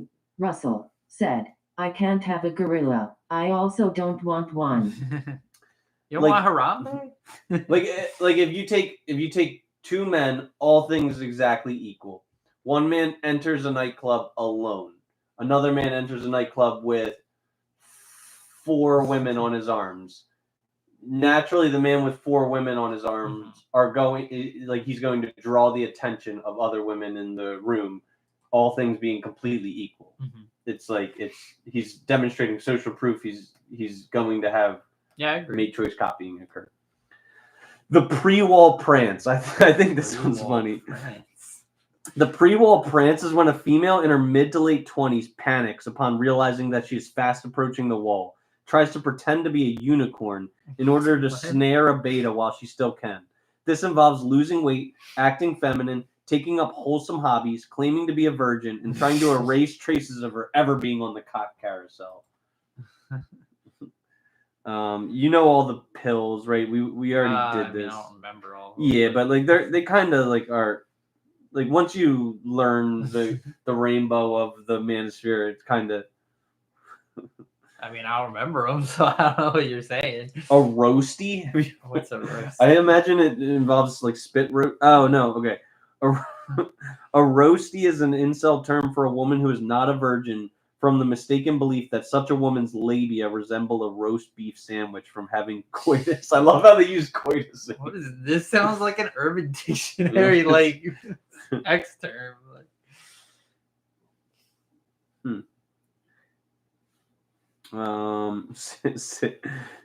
SYSBM, save yourself, black men, is a phrase used within the African American sector of the manosphere. According to blogger Babatunde Umana, an Indian who's talking about black people? I think he's African or whatever. Okay. It tells black men to save themselves from the pile of ashes and rubble. Said, it's sort of like Tipitus. What? Tipitus dick. MRD's 1117 said, I'm saving myself. Yo, what's up, Nasty? Russell hey. Said, Tipitus dick LOL. Yeah, I knew that was going. Hey, guys, we got a lot of chats going on. 3 likes. Fuck is this, man? Kevin Samuel was shut this shit down, man. Where my Blue Henrys? Where my Blake Henrys? Where the hit squad at? If you're here, I need you to give a like. If you haven't subscribed already, subscribe to that motherfucker. Come up with some fucking alternate accounts. Name them So Fond of Cox or name them fucking Hugh Janus. Name it Tipitus Dick. Come on, guys. We need that. There we go. We got more likes already. Thank you. Give me some likes. Give me some subscriptions. You know, invite your friends. Invite your family. Invite everyone besides the kids. You know, don't hide. Do hide the kids. Don't hide the wives. Yeah, but save yourself, black men, from the pile of ashes and rubble that's currently called the black community, as well as malevolent black females responsible for putting the same community into the toilet. Proponents advocate that thinking black men pursue non-black women of quality called stargates. They seek to build families and produce successful children. The group refers to black women as scraggledaggles. What? And tells black men that finding one who is feminine and submissive is like finding a needle in a haystack. Why scraggledaggles? It just sounds like such a ridiculous name. Sounds funny. Look at this scraggledaggle. I think we know what a sex bot is. Do you know what shit testing is? Is it like testing to see if they're like baggage or something? Or Sort of. So shit testing is the vile female practice of showing disrespect to a male to test whether he has any backbone by seeing how he reacts. This is, of course, completely different to negging. The term originated in the pickup artist subculture. Wait, they test if they have backbone? How? All right, so like a common example, like an example of a shit test would be like, you're supposed to go on a date with a girl. Uh-huh. You have plans to go on a date at 7:00 on Friday. Uh-huh. Ryan McMillan said, pushing boundaries. That's 5 minutes. Ryan McMillan said, see if you'll say no to her. 15 minutes before 7:00, she texts you, oh my God, I love like some bullshit ass excuse, cancels on you. She wants to see if you're going to, tell her to kick rocks, or if you're going Russell to. Said, she fucks your friends if you react negatively. You're toxic. So she's trying to see if you're going to be a man of principle, stand on business, or if you're going to just be like, oh, well, if you're ever free another night, let me know. I'll be here. So what's the point? It sounds like it's bad for them either way they do it. Like if you have the one with backbone, they're gonna say, well, I don't care. You just shit tested me. I don't want to go on a date with you now. And then if you go with the one who's being devoted or whatever, they you clearly sound like you don't want that person. So yeah, what's the whole point? You are definitely demonstrating the futility of the act. It still does. It's just counterintuitive. Kelly Bulick said, person gets one excuse, but never again. But the one excuse means they don't, if they have backbone, they won't care. You obviously know what a simp is, right? Yeah. Okay. This is a funny. Oh, you want to read it? Sure. A simp derived from simpleton, or as a backronym for sucker idolizing mediocre pussy. I love that. I love a good acronym. Sucker idolizing mediocre pussy is a male beta who is particularly self-degrading in the pure hopes that the female he's effacing himself for will have sex with him. In its original form, it may be comparable to the way that white knight is used by manosphere dwellers. Denizens of the manosphere have expanded. Call me a white knight. Do you want to what? Well, do you think that white knight is here, but it's all the way down in the W's? But you're going alphabetically. Do you think that you are not in any way a white knight, or do you think that there is a little bit of credence to it? I mean, I think I defend women, which can be viewed as white knighting, but I still agree with things like we've brought up with the men's rights movement, like with divorce rates and men's mental health. So it's not like I'm just only defending women just cause I want what woman am I defending specifically to white knight? Russell defending women is gay. Doesn't white knighting mean I'm defending them because I want to be with them? I think that is the most common motive for white knighting. So who am I trying to be with here? I'm not sure. I think in a traditional sense, a white knight was probably a protector of the realm. The realm? Yeah, all women, or all people who are. I think a white knight was just in its original terms, isn't it? From Camelot, I would assume. Or the castle, the medieval era. Kelly Bulick said, "Is white knighting a good gentleman?" Maybe back in the. She makes it sound so nice. Maybe back in the 50s and the 60s, it was an honorable trait to be a white knight. Chivalry. Yeah, but I believe chivalry is dead, and I'm not gonna say who killed it, but both terms coming from medieval times. Yeah. So white knighting said, white knighting is used in a derogatory way. It's an ironic descriptor for someone who is begging for a crumb of pussy. Yeah. So I just love how it's pronounced pussy. So wasn't the white knight in medieval times basically protecting the whole the king and everything? It wasn't just protecting women. Yeah, but they did have a chivalrous code as well. Yeah, the king, but I think in its the context in general. Yeah, the kingdom in general, but in its context now, in its new context, it's about wanting to just have sex with a woman, I guess. But do you think that's what I'm doing? Do you think I'm, as a demisexual person who doesn't really have that much interest in sex, I'm white knighting? What women? There's no women here. There's probably not many women watching this. Well, I think Russell said, No, you're fine. You're fine. I mean, yeah, I think that maybe it's like latent in your psyche, but I think that the desired effect is that if maybe, after years of this content being on the internet for all of eternity, maybe your, soulmate will stumble across you, and if you're, having some type of unfavorable opinion about women, it will turn her off, and you'll like forever lose her. I'm not doing it for looking years into the future about who's gonna watch this. I'm saying it because my beliefs are consistent. It's just how I believe it to be. Like, I'm not like trying to gain anything from it. Strong, independent woman. When you hear the word strong, independent women, do you like? How do you feel about that? Because I've had arguments with my mom about this. About is that a good thing or not? Well, I feel like I feel like women want it to be a good thing, but it sounds like it's not really a good thing. Like the way it's kind of been stigmatized, it just sounds like someone who is more of a cat lady and wants to be alone. Like sure, you can be strong. Like if that's your prerogative, that's fine. I think in general.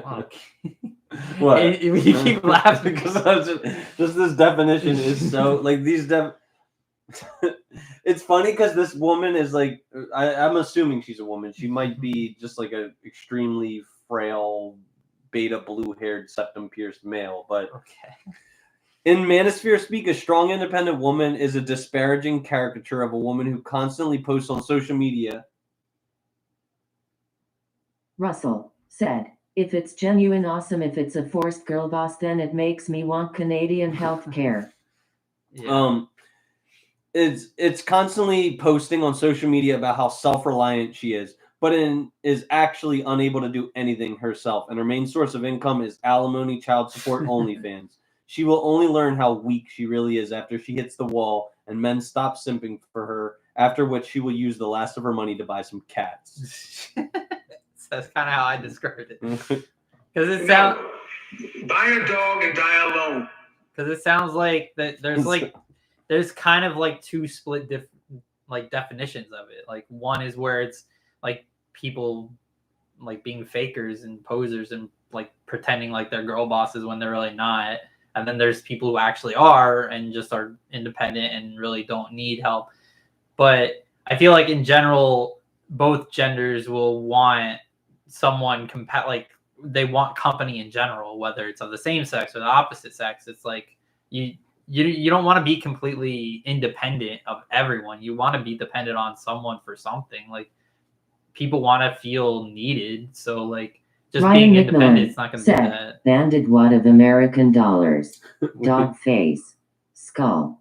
Money, dog, skull. No. Buy a dog and die alone. Buy a dog and die alone. Yeah, we don't have. All right, here's White Knight. We finally got here.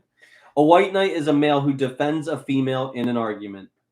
Using this term likens any male defending a female to a knight rescuing a damsel in distress, which apparently always degrades the female as being unable to defend herself.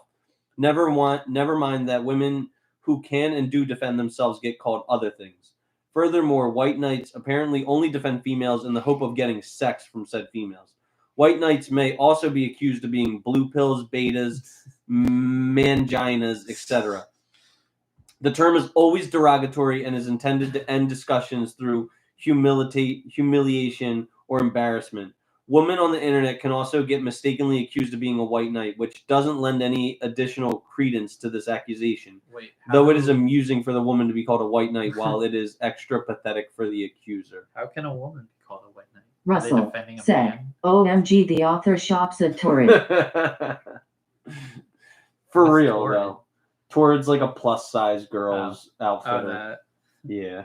But a wine ant. A wine ant? I think you can like figure it out.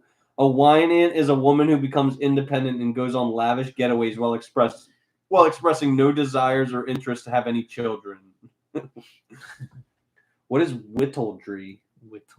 Wittledry is the act of behaving in a cuckolded manner towards one's family. The male equivalent, a wittold, is somebody who invites his horny male friends over to his house and endorses them banging his sister. Ew. What? The female equivalent. What? Are you watching? Like what? No, but like what? It's ridiculous. The female equivalent, a wittoldatrix, a wittoldress, or wittoldette is a woman who endorses it. To have their brother have some sex, like so weird. Do people do that? I have no idea. Jeez. Russell said, "Sometimes you just need some homies to play Fortnite with." What? All right, so that's the end of our Manosphere glossary. I know it was long. I hope you guys enjoyed it. I hope it wasn't too. There was a lot of chatting. Yeah, we got some good. So it's Christmas. All right. Not yet. 12 days of Christmas. How dare we speak Merry Christmas? How dare we? Merry Christmas, everyone.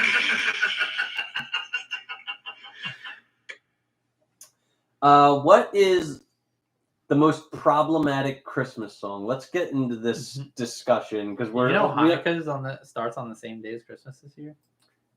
Isn't it usually like much early? Before, yeah. It's usually like early December, sometimes even November, but it goes by the Hebrew calendar, so it just happens to be. It even goes into January.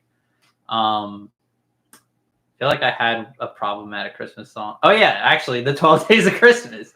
Why the hell is she giving me 23 birds?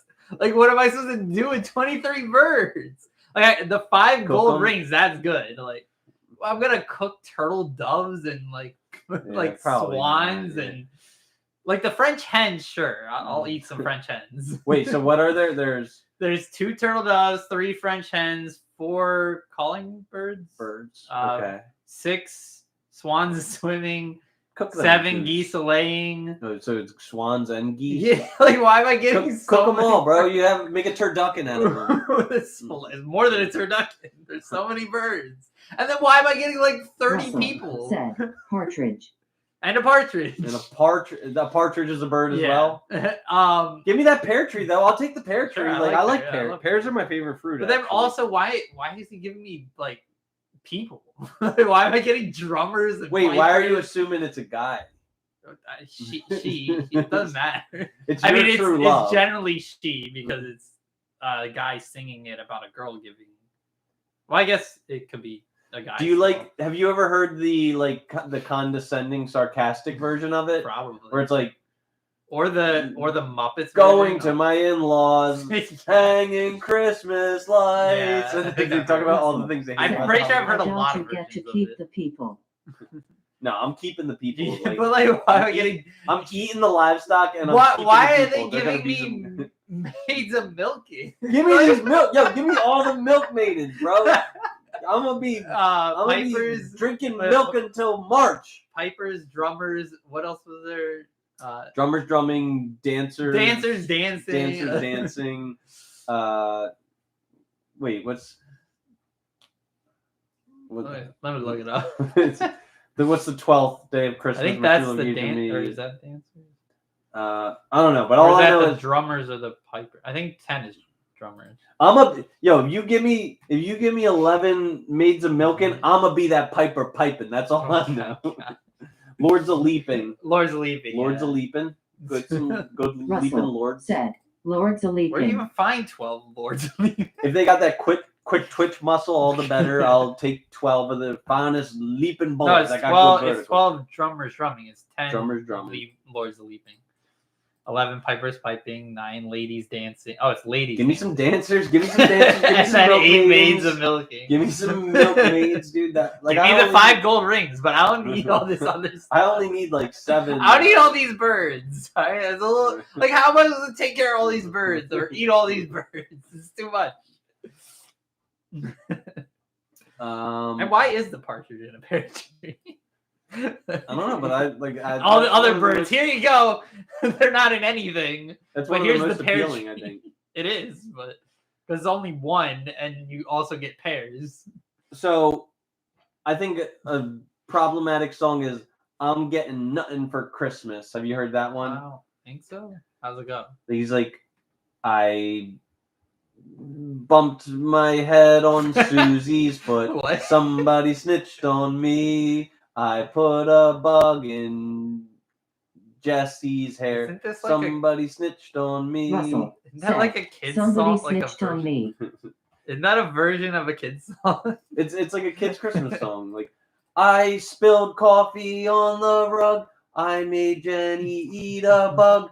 I did something. Somebody snitched on me. So I'm getting nothing for Christmas. Yo, Oh wait, I think I know it's that. problematic because somebody's snitching, bro. If somebody's snitching on me, they're fucking gonna take a dirt nap, dude. That's what I'm talking about. Like, fuck that snitch. But I think that melody's from another kid's song, isn't it? I don't It know. sounds Russell like it's said, from something else. Luigi singing that song RN. Somebody snitched on me.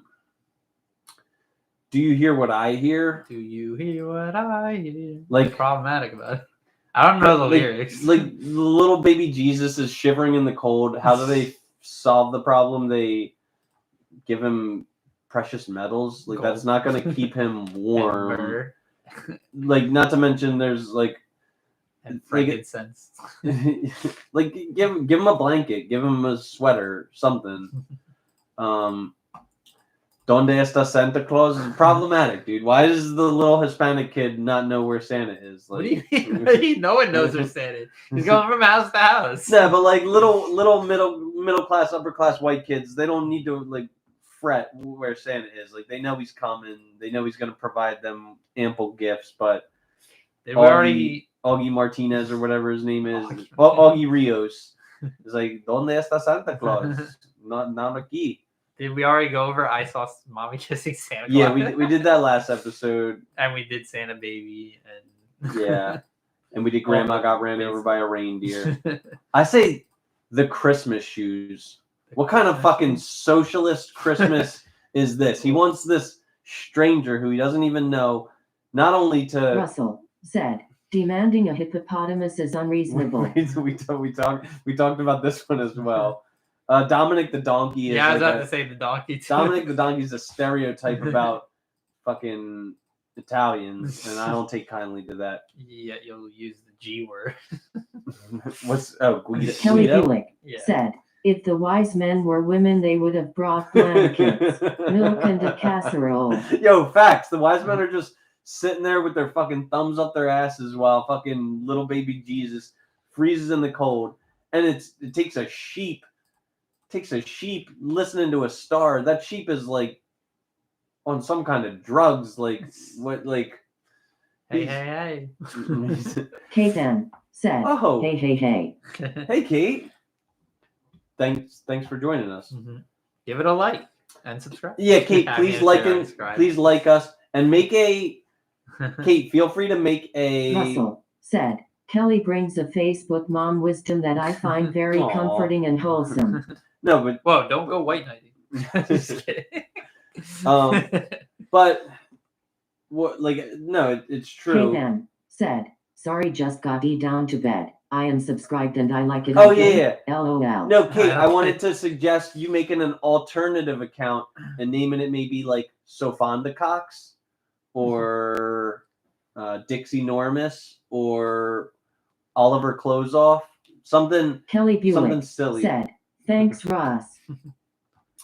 All right, on to this one by Band-Aid. Have you ever heard the song Do They Know It's Christmas Time at All? My coworker literally Kate N. just said that. said, I've never heard oh, of like Band-Aid. Lickalotopus. Yeah, or be Malika Lotopus. Wait, is your coworker not chatting in? I mean, she doesn't know about the podcast. What the fuck? Why not? I don't think she would like it. All right. Well, I'm not going to. She's very liberal. Oh, okay. Well, then we won't mix. Yeah. So you don't know what song this is? No. It's basically a song where they discuss how underprivileged Africans are. So underprivileged. Do they even know that it's Christmas time at all? Like I can like pull up the lyrics. They're extremely problematic. Like this is like the song that I feel like I've heard that lyric. Do they even know it's Christmas time at all? This song is really problematic, and I'm not even being like sarcastic here. I'm gonna look up the lyrics. Come on. I just want the lyrics. Russell said, "Hey, starving Ethiopians, it's fucking Christmas." How dare we say it's Merry Christmas? How dare we speak Merry Christmas? How dare we? Merry Christmas, everyone. It's Christmas time, and there's no need to be afraid. At Christmas time, we let in light and banish shade. And in our world of plenty, we can spread a smile of joy. Throw your arms around the world at Christmas time. Oh, it starts off all nice and warm. Great. I mean, getting rid of shade, is that like black people? That sounds kind of bad. Probably. This is Bono. I'm pretty sure this is Bono, who's like with his sanctimonious fucking white privilege. But say a prayer. Pray for the other ones. At Christmas time, it's hard, but while you're having fun, there's a world outside your window, and Russell said, "The song is still a banger, though." It is. I mean, there's no such thing as a bad Christmas song. That's what I actually believe. There's a world outside your window, and it's a world of dread and fear, where a kiss of love can kill you, and there's death in every tear. And the Christmas bells that ring, they're the clanging chimes of doom. Well, tonight, we're reaching out and touching you. It's got some very creepy undertones. Bring peace and joy this Christmas to West Africa. A song of hope they'll have is being alive. Why is comfort deadly fear? Why is to touch to be scared? How can they know it's Christmas time at all? Here's to you. Raise a glass to everyone. Here's to them and all the years to come. Can they know it's Christmas time at all? These are not like the original lyrics. They must have changed the lyrics because it was so problematic. It sounds like they're trying to give awareness to how bad it is in Africa. Sure. Kelly Bulick said, "That is very weird and sad." Yeah, like you don't have to like virtue signal and have your selective outrage in order to benevolently donate to Africans. Like you can do it without all of your sanctimonious white privilege, Bono. But I'm pretty sure it's Bono. I could be wrong. The band is Band Aid. Yeah, isn't that what you said? Yeah, but I think it's like a collection of. Maybe I'm wrong. Maybe it's not Bono at all. Oh.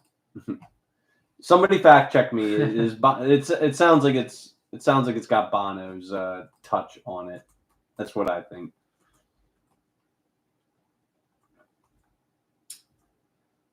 Russell said, "It is."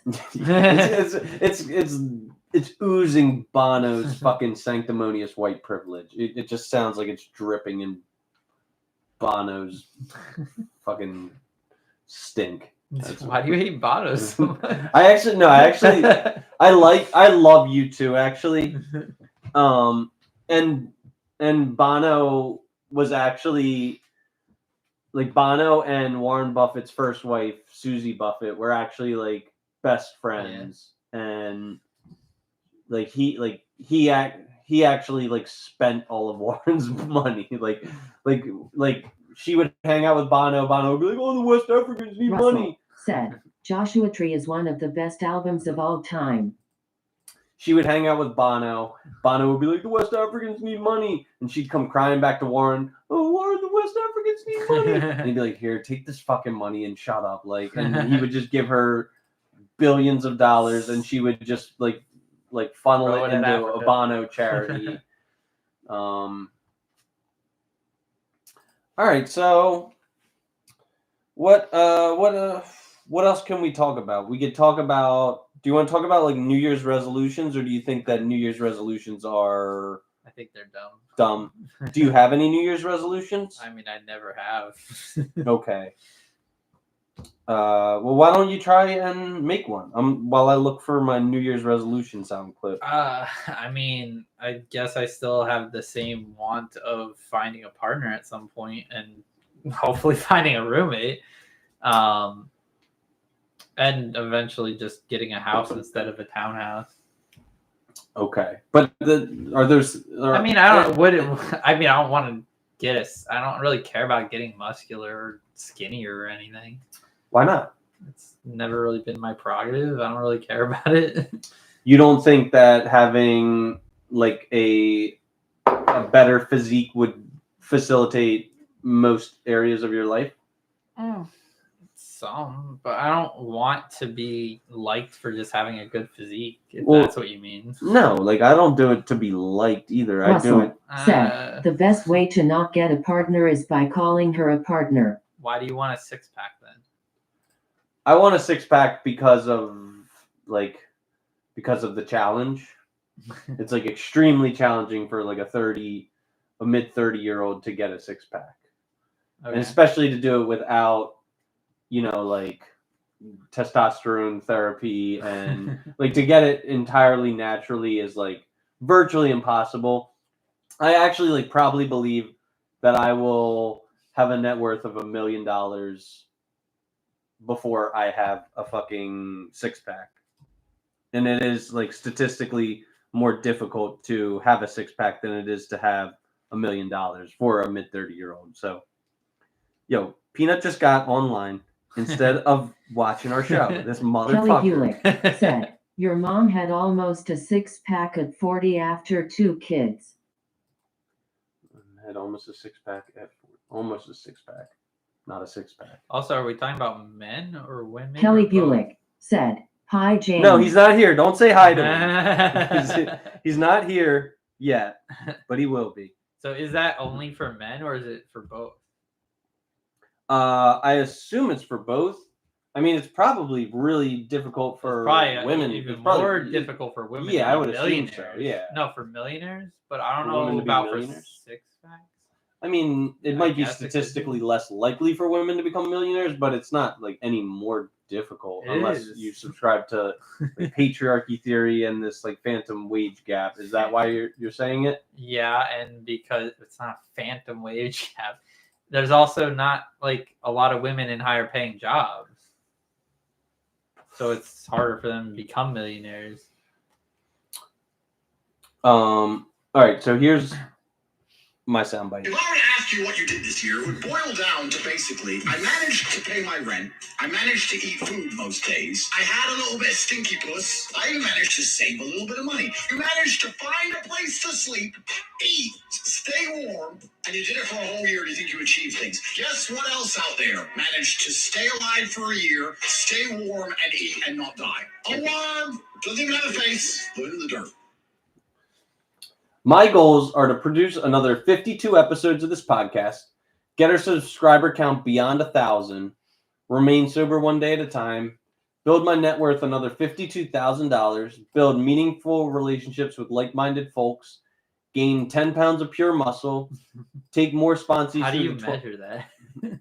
I mean, I think that's a little bit of like personal observation, but like when you put on 10 pounds, whether it's mostly muscle or mostly fat. Not with the way you eat. I mean, what? I haven't touched that pizza. I haven't. Touched that. In general, you eat a lot of unhealthy foods. I do, and maybe that's part of my. That's part of my goal. My goals is I want to begin eating cleaner food. Take more sponsors through the 12 steps, meet a wife material woman, and travel outside the U.S. and travel inside the U.S. I just want to anywhere specific or just anywhere specific I want to travel. Yeah, I want to go to Italy. I want to go to Egypt. Really embracing Italian. I love Italian. I feel like you're not like Italian though.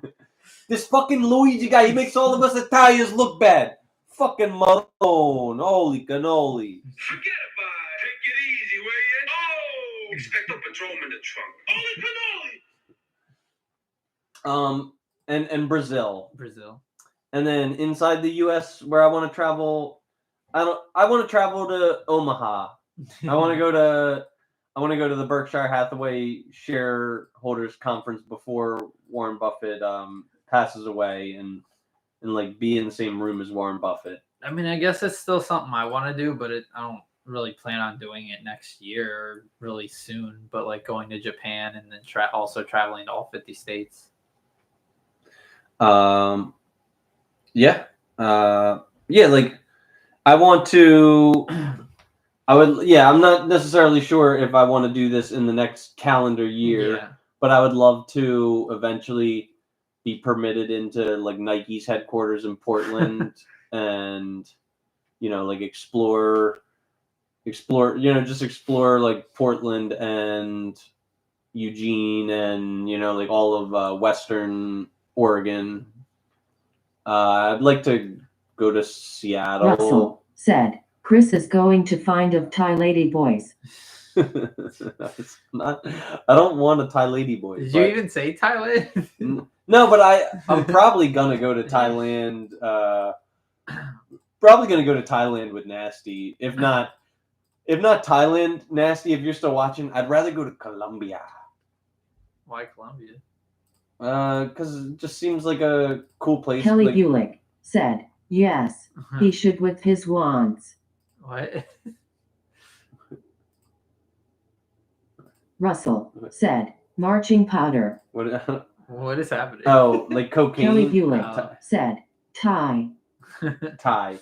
Yeah, like I mean, I think due to the socioeconomic disparity between Western women and Eastern women, it is a lot easier to just go into a developing nation and find some girl who is going to be enamored with appreciation for all of the luxuries that we have so abundantly present in America. So why not Africa? I don't want to be a Bono. You're not like just giving billions to Africa. I actually said, bro, you're waking up without kidneys. What is that? Charlie goes to Chocolate Mountain or whatever.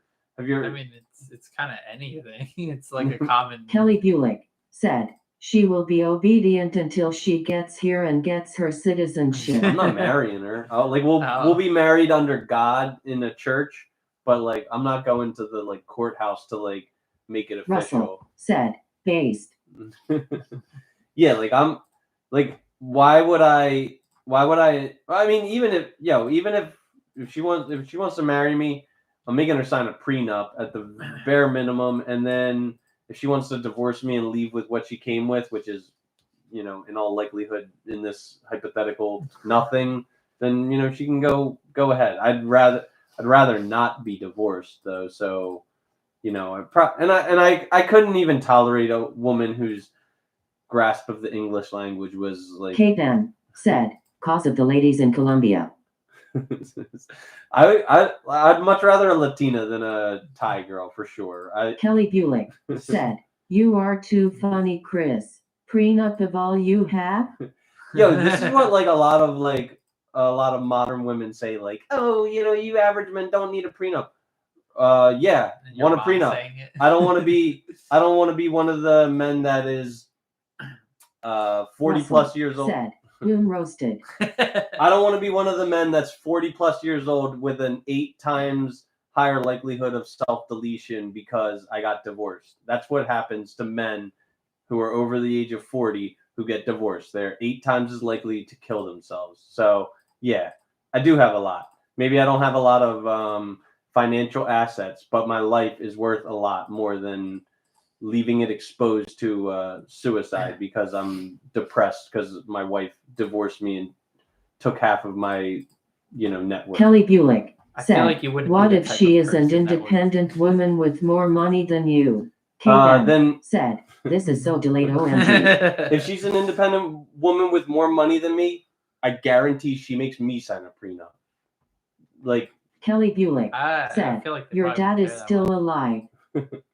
Okay. That doesn't negate the, statistical data that shows that men over the age of 40 who get divorced are 8 times as likely to delete It themselves. also doesn't mean you're going to delete yourself. Well, yeah, like I would rather not, but I'm also not going to leave myself exposed to being ruined financially. You know what I mean? Even if I don't have a ton, you know, I'm not going to enter into some kind of like a contractual agreement that is not favorable to me. Kelly Bulick said, that is why they were divorced. Is why, what, I don't know who Why they is. I think your dad? I don't know, but Or...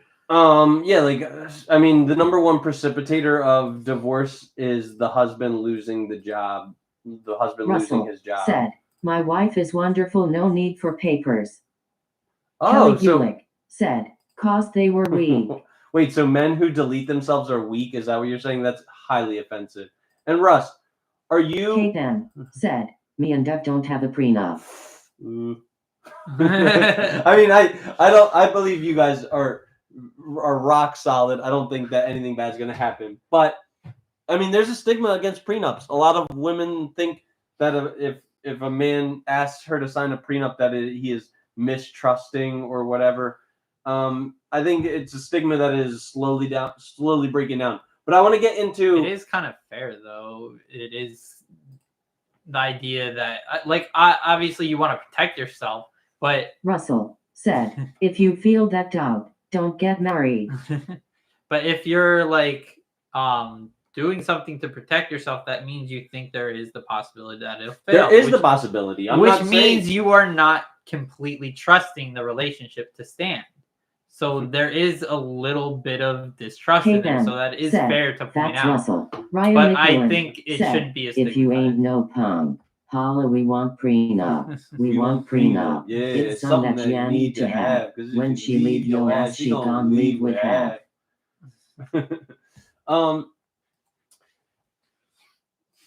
Sure, maybe I don't trust everything to be ideal like a storybook. Mm-hmm.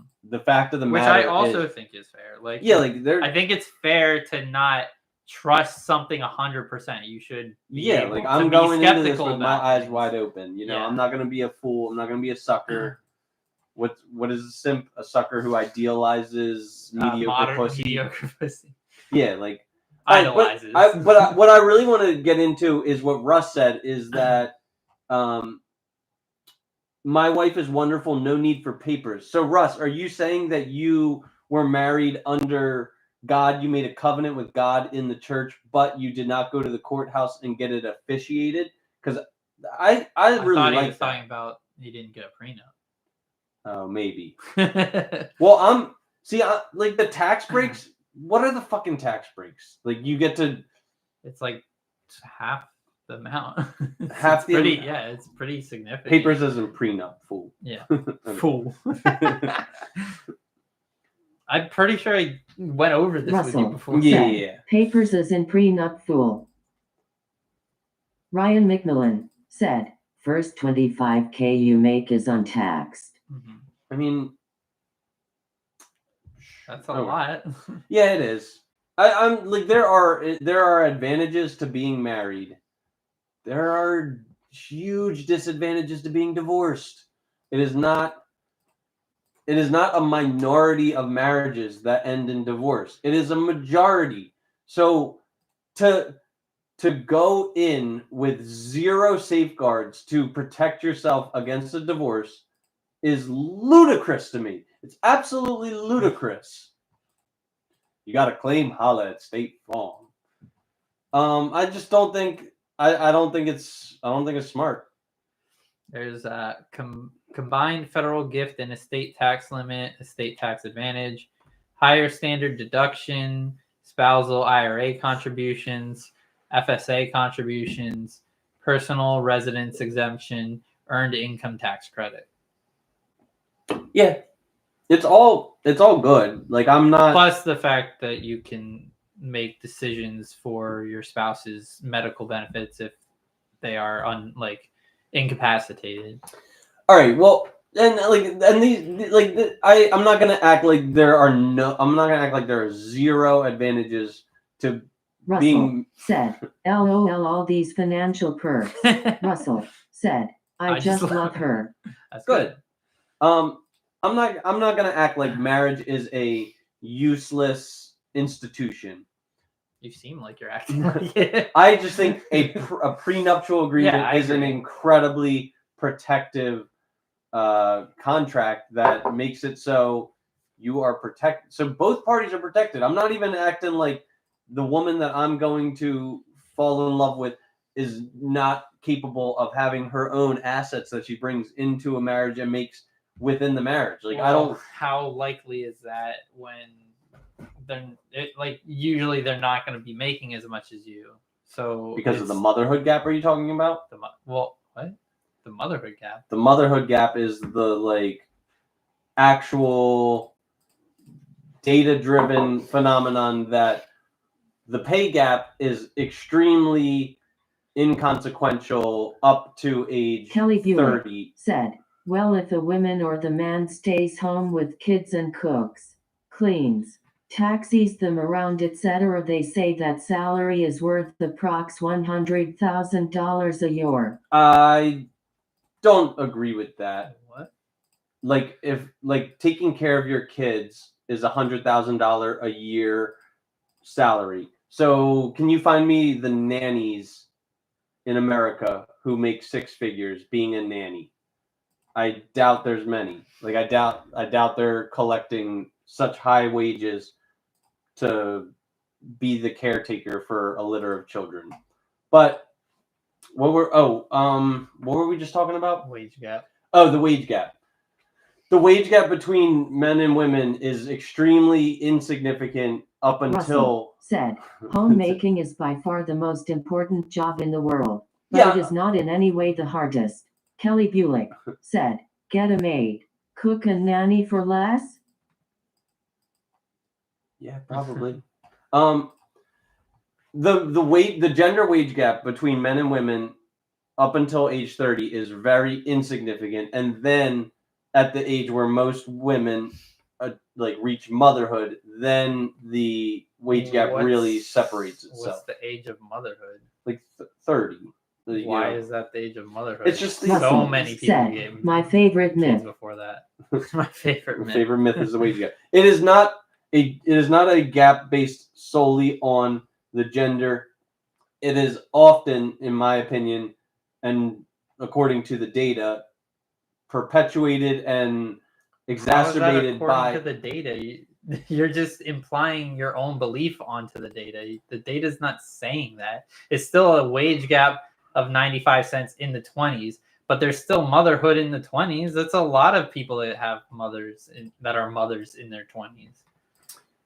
Yeah, but it clearly changes because of the career path of mothers.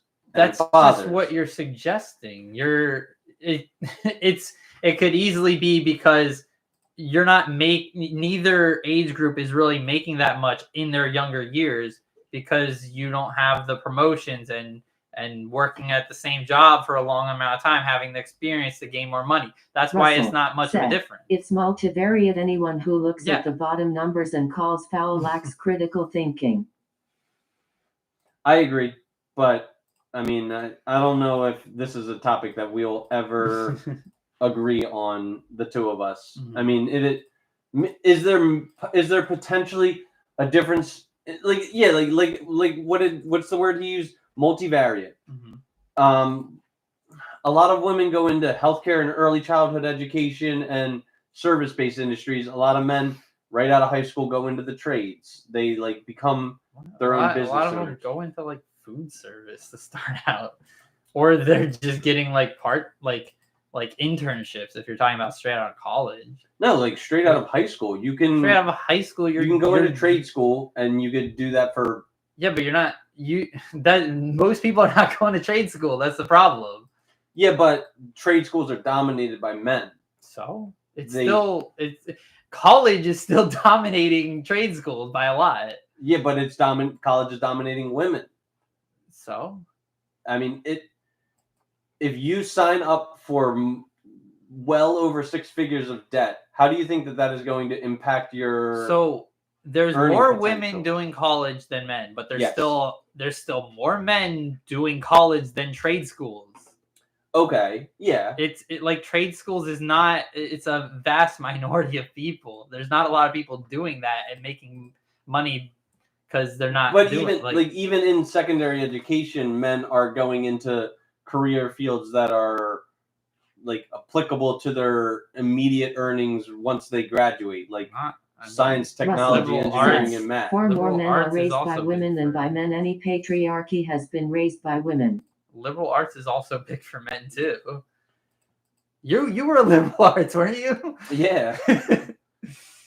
But like I said, this is never going to resolve itself between the two of us. I'm a firm believer that the wage gap is, like Russ said, multivariate, and that there's a lot of things that contribute to it, like career choice, saying it's like one fields thing. of study. You're saying it's motherhood. That's the only thing. I believe motherhood is the biggest reason why career trajectory for women stagnates from 30 until 50. It doesn't stagnate. They still get increases in pays. It's just not as much as men. Because they have to take time out of the workplace to raise a family. That's if they're already a mother, but it's not like it's just based on motherhood. I didn't say it was just based on motherhood. I said it is mostly based on motherhood. I still don't think it's the biggest factor. What do you think is the biggest factor? Phantom patriarchy?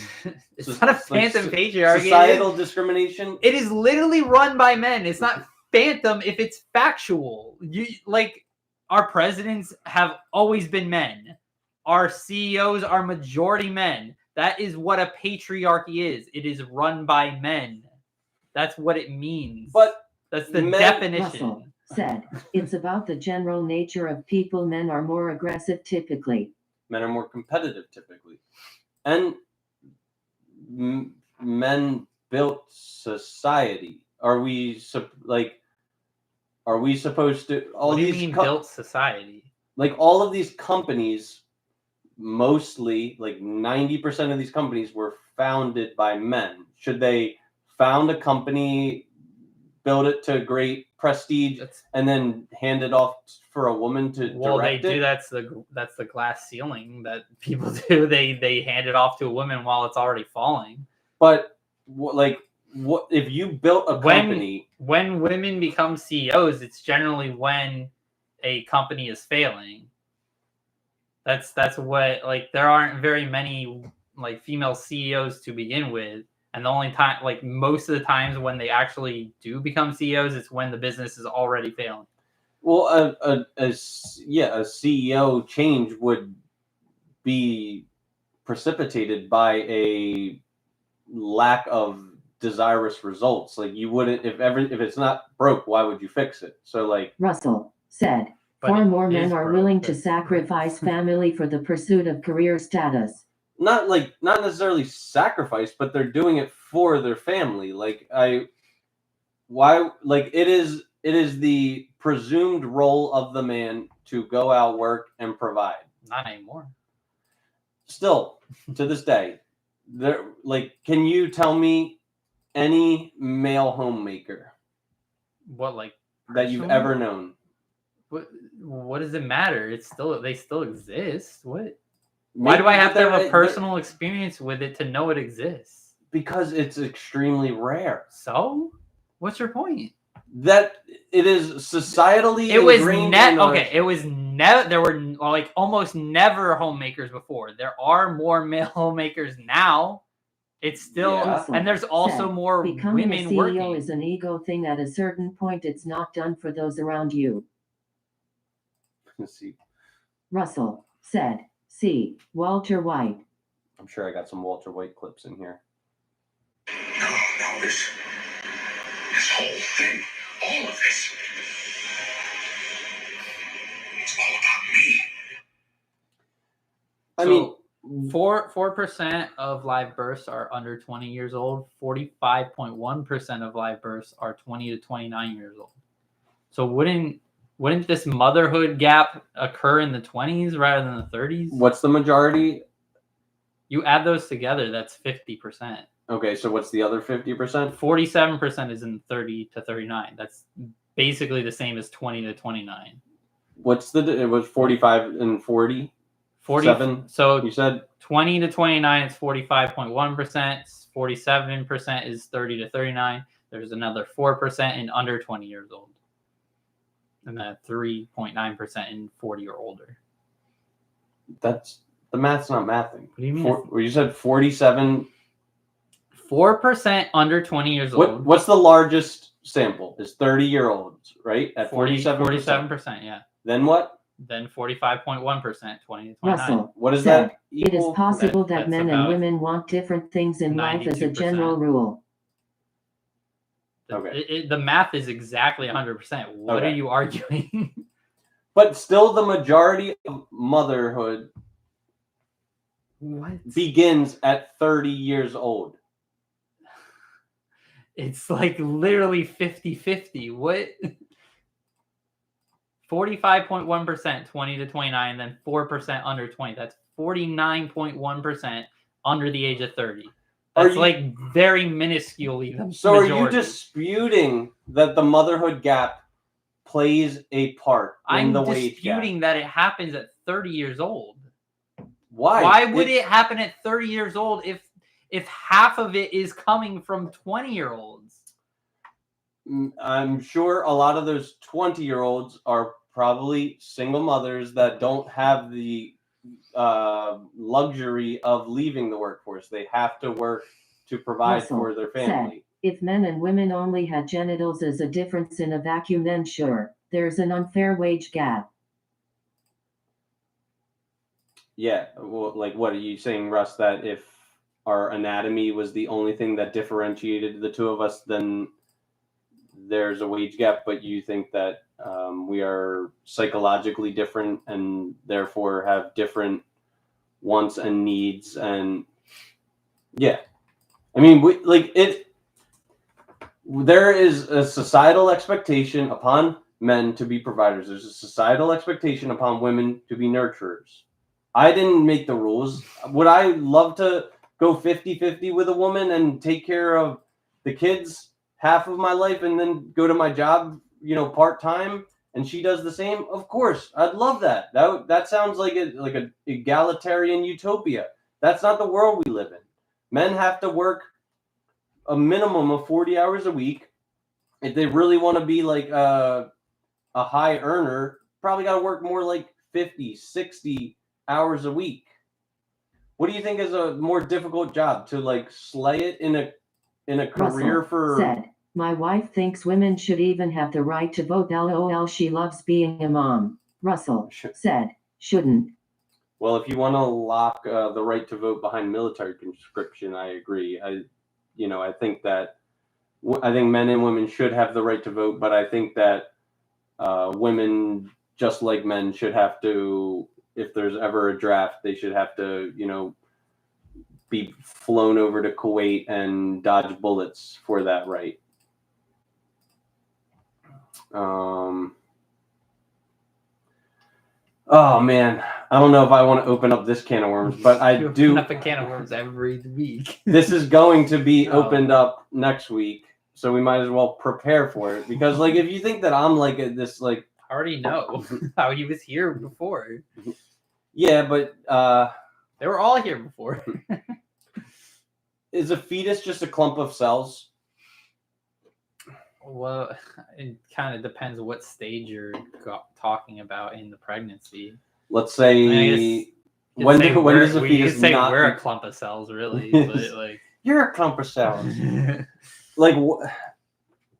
I mean, either a fetus is a living... Well, yeah, I definitely think there's a difference between when there's not a brain and not a heart. And do you? Because you seem to consider the life is when they have the heart, right? Because that's what you always talked about. Yeah, I would say the heart comes before the brain. Okay, but they literally can't even live outside because they don't have a brain. What what is that around? I think it's like 6 weeks is the heart and 8 weeks is the brain or something. Yeah, like, but I would say once a fetus starts developing like human anatomy, it becomes more than just a mere clump of cells. What, like when they have feet, like, because you can say any part basically is the human anatomy, then you're just gonna say like that you can't have an abortion at like 1 week or whatever. No, like I'll make an exception. Russell said 3-year-olds can't viably live on their own either. I agree with this. Like the viability argument is bullshit. It's different because you can live outside of another human being. You can't live outside of another human being with no brain. You cannot live in the sense that you're able to fend for yourself. But it's a different aspect. You can breathe on your own. You can't breathe without a brain. No, I agree. Like if a woman is impregnated by some frat dude, she didn't even know it was a total accident, and she responsibly takes a Plan B pill 4 days later. I'm a lot less disgusted by the heinous nature of that type of chemical abortion than say something that occurs. If it's still like the same Russell, human being it's not that the you're same. killing. It's still the same type of human now. being you're killing, right? People in iron lungs are mad right now. What? Yeah, like what about like I was born in an incubator. I wasn't viable outside of the womb when I was born. Okay, but you've formed like your whole body at that point. What were you like a premature like 7-8 months? Yeah, like 8 months, I think. Yeah, that's when like all of the stuff, like all of your body parts are formed at that point. Like, yeah, like Russell said, Chris ain't human. I'm a fucking cyborg. No, but I'll draw the line at the formulation of a heart, I suppose. Like the fetal heart begins to divide into 2 chambers and grows at 7 weeks. The fetal heart starts to beat slightly at 11 weeks. The fetal heart beats more clearly at 14 weeks.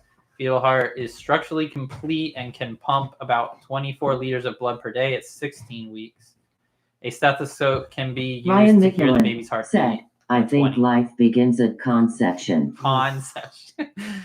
The heartbeat can be heard through a stethoscope Russell at 20 said, weeks. Ryan's base. See, it's a very divisive argument. You also opened this up in a previous episode. It's not like you didn't do this already. We've never had this argument with a large panel. Mm-hmm. So when we open this, I noticed you didn't bring up anything about feminism or like anything when 3 women were here.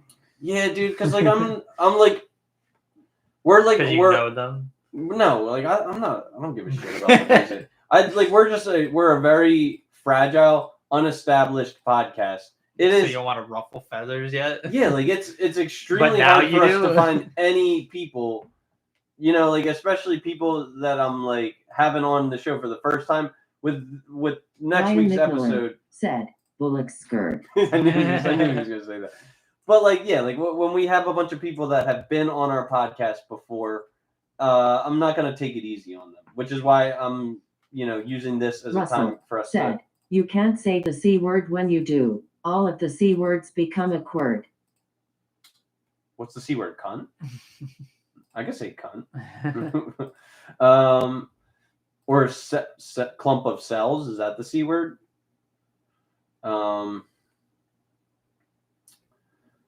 Yeah. So what are you saying? Are you saying that life doesn't become life Ryan until McMillan birth? Is that said, what your argument so is? be a little timid boy until you get more listeners. Yeah, motherfucker. I'm gonna be a little timid boy until I get more listeners. If life begins at conception, why don't we celebrate the conception date instead of birthday?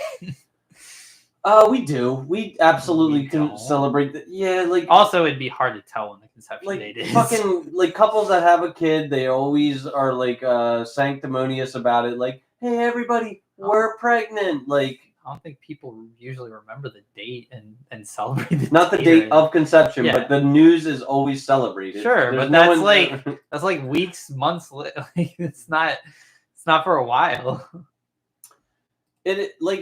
Motherhood and pregnancy is like a celebrated. Yeah, and birth celebrated more. Yeah, it is. All right, so but by like birthday, I mean like we celebrate the birthday every year. We don't celebrate the conception day ever after that. So is your opinion that Russell said, not sure that's a point though.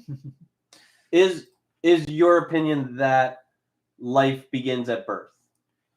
Yeah, kind of.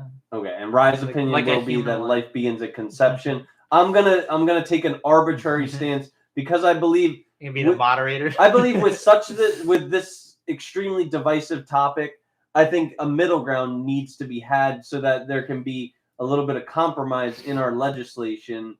Because there already was with Roe v. Wade. What is that? What was the allowing the choice of being able to have an abortion? See, like if you want to talk about like third trimester abortions and taking that out, it basically is not like the only time they do it really is said judicial overreach. The only time they really do it is for the health of the mother, and it's like if they can save the baby, they will try to save the baby. But for the most part, the only time you're getting a third trimester abortion is because they can't. Like no one's like pro third bullshit. Bullshit. No one's pro third trimester abortions. But I'm not even third month abortions. That's in the first trimester. Sure, but like I think once a fetus has developed fingers, toes, a heart, a brain. But they don't develop all those things in the first trimester. Okay, but they absolutely have a brain and a heart, right? I mean, it's not functional and like completely functional until like the second trimester, really. But I believe an abortion becomes.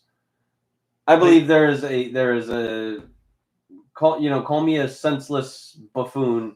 Maybe it's arbitrary, but I think there is a different heinocity. Is that a word? Like there's a different heinocity between going to the Walgreens, getting a Plan B pill the day after you get accidentally impregnated and waiting 3 months. Sure, I think ideally it's best to get it earlier, but there are still times where it's like not even known that you're pregnant until the second trimester. Sometimes you don't show. Why would you not be showing until the second trimester? Because they're morbidly obese. Oh my God. Well, one, that could be a factor, but also some people just don't show that early. All right, fellas, this is my public service announcement. Don't have coitus with a morbidly obese woman. It's not the only factor. But don't do it. Like I don't care if there's any other factors. Fucking. You don't have OCD. Said 6 months between periods is not common. That's not second trimester would be 3 months. But like every woman experiences morning sickness, right? Is that? I don't think it has to be every time. I think virtually no. Okay, but What, you already looked it up? No, Russ said no. Russell said no. Do you believe, and we can start going into the different abortion laws, do you believe that if, let's say, a minor were to be impregnated, do you believe that they should need to gain consent from their parents to get an abortion? I don't know. It's kind of complicated issue. I would say since they are a minor, probably, but I don't know. Apparently, 30% of pregnant women don't experience morning sickness. Okay, and wait. So, what do you say? What do you say about the complicated issue? It's complicated because they're a minor. So I would say because in general, our law doesn't allow minors to make decisions without parental guidance. So unless they're emancipated, which they could do, I guess, but if like I feel like that would be a whole another issue. Like if you want to get emancipated and get an abortion, you can do that. If you are just going to I would say that those would be the options, like emancipation or your parents decided. What do you think about a minor needing Denise Benedetti said, not everyone experiences morning sickness. Okay. Hey, Denise, it's good to hear from you. Sorry, we're getting into a really contentious topic. We're talking about abortion. I'm going to try and pivot now because what do you think? Do you think that a person desiring to transition their gender should need to receive parental approval to have that type of operation? I thought you were talking to Denise. No, I'm talking to you. a minor desiring to transition their gender. Do you think they should need to receive approval from their parent? Same thing. If they want to get emancipated, they can do that as well. Okay. Yeah, I mean, Russell said, the XXXL handmade robes are sold out on Amazon. I don't know. Like the plus size handmade robe. Denise I don't know what that's supposed to be said, for, if under the age of 18, they absolutely need approval. What if their parent doesn't affirm their gender and is like a staunch conservative and that's where you leave and get emancipated. Okay. So it's kind of just, I don't like, what's the, I guess like it's, I mean, what are you supposed to do otherwise? I don't feel like the law should be saying anyone. I think in can Canada, just do whatever they want. In Canada, I know if you do not affirm your child's gender, you can be like imprisoned for. Yeah, there was like the father was put in prison for one case. Yeah, like because he would not affirm his child's gender. Wasn't that in What Is a Woman? What? Wasn't that in What Is a Woman? I think it was. Maybe What Is a Woman or The Red Pill, one of those movies. I don't know The Red Pill, but I remember wasn't it Matt Walsh's? He was talking to someone who was put in prison because of that. Yeah, Russell maybe. Said Futurama suicide booths. I got mad Futurama sound bites. All right, so going through here. A pregnancy bump typically becomes noticeable during the second trimester. It doesn't usually show at all in the first trimester. I would assume though, if like a woman is in touch with her own body, that she's able to ascertain that something's not normal with her being pregnant. With the way birth control has been now. I mean, they don't have to be on birth control, but a lot of women are. Birth control can make your periods like very irregular. I'm very against I'm very against hormonal birth control for other reasons than this. Like I believe in the good old trusty prophylactic Jimmy hat. My handy dandy Jimmy hat. Yeah, like all right, can I make you wait, you want some I don't have any really. I'm gonna make you an offer you can't refuse, and this offer is gonna go. I'm gonna refuse it now. No, listen, hear me out. Attorney, you come to me on the day of my podcast. I got this Patreon, right? It's only $1 a month. Become a henchman for my Patreon. $1 a month. We're giving our listeners, all of our paid subscribers, real value. I'm doing a deep dive into one stock ticker every week. This kind of knowledge, it's only going to benefit the insiders. It's going to benefit them so much. I spotted with you, Chris, at 4 weeks, and I did not know I was pregnant with you till we were about 8 weeks. The second time around, a lady knows. Yeah, the first time you don't stretch as much too. Hold up, I'm in the middle of an offer. Don't interrupt your godfather. So, would you be willing to become $1 a month henchman to the Patreon?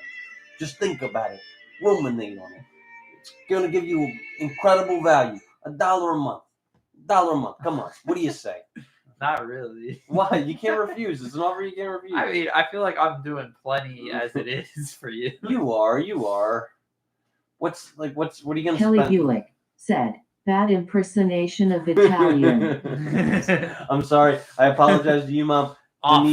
Denise, I apologize Kelly to you. Bulick said, "Awful." Calling you what is it? What was awful again? Acronym. Affluent white. He's saying affluent. Affluent white. No, is it liberal? Or, wait, all AWFL. Yeah, affluent white. I thought it was woman or white female. I don't remember. Female liberal. Yeah. Wait, what's the U? There is no U. It's just awful. Jeez. All right. If that was a bad Italian, let me try my luck as a white woman. I'll be an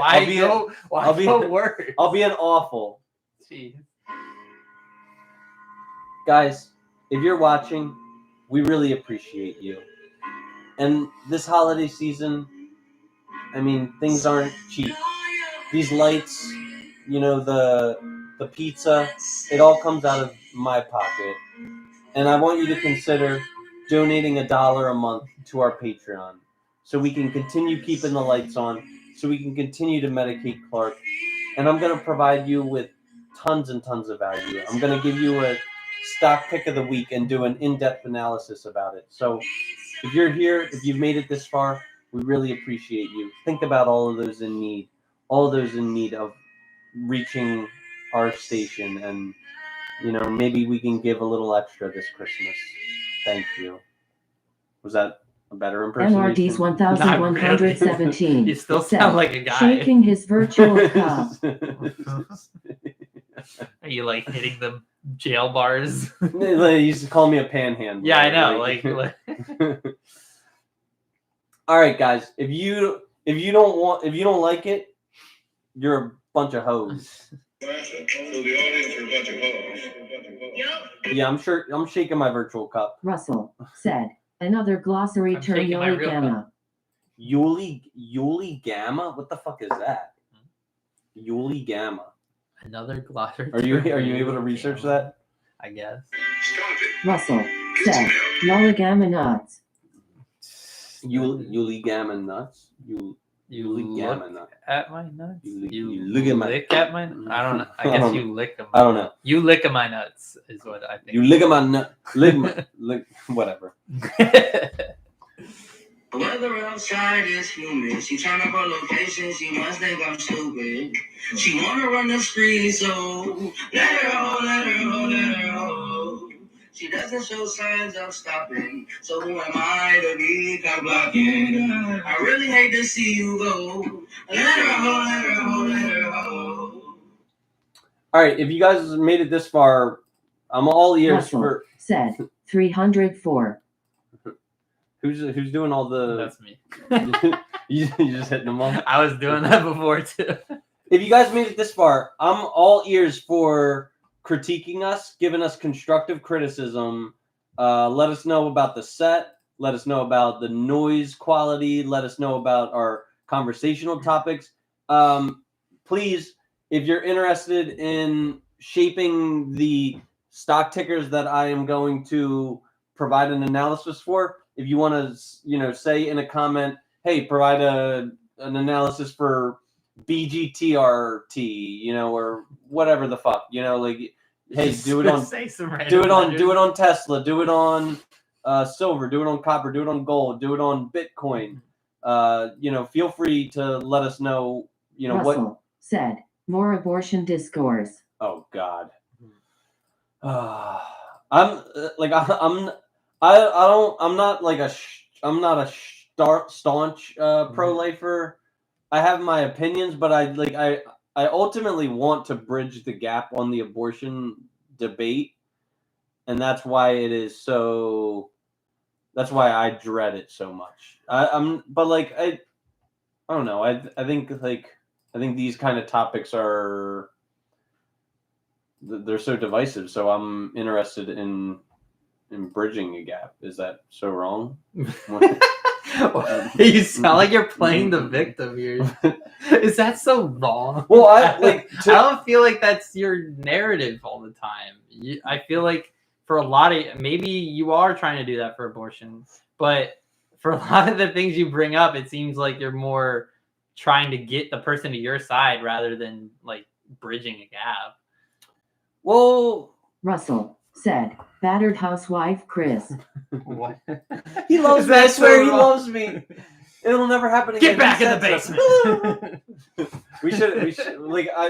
We should not like play about domestic violence because we've had people on our show who have, experienced it. So I'm sorry that we, just made light of domestic violence.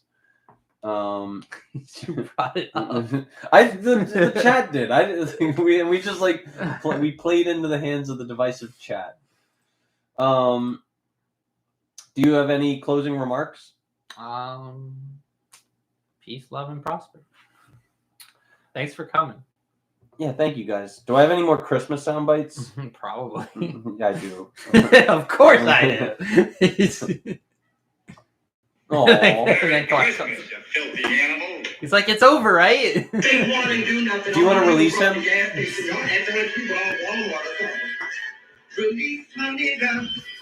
Russell said, got to put up the trigger warning so I don't make an ass of myself.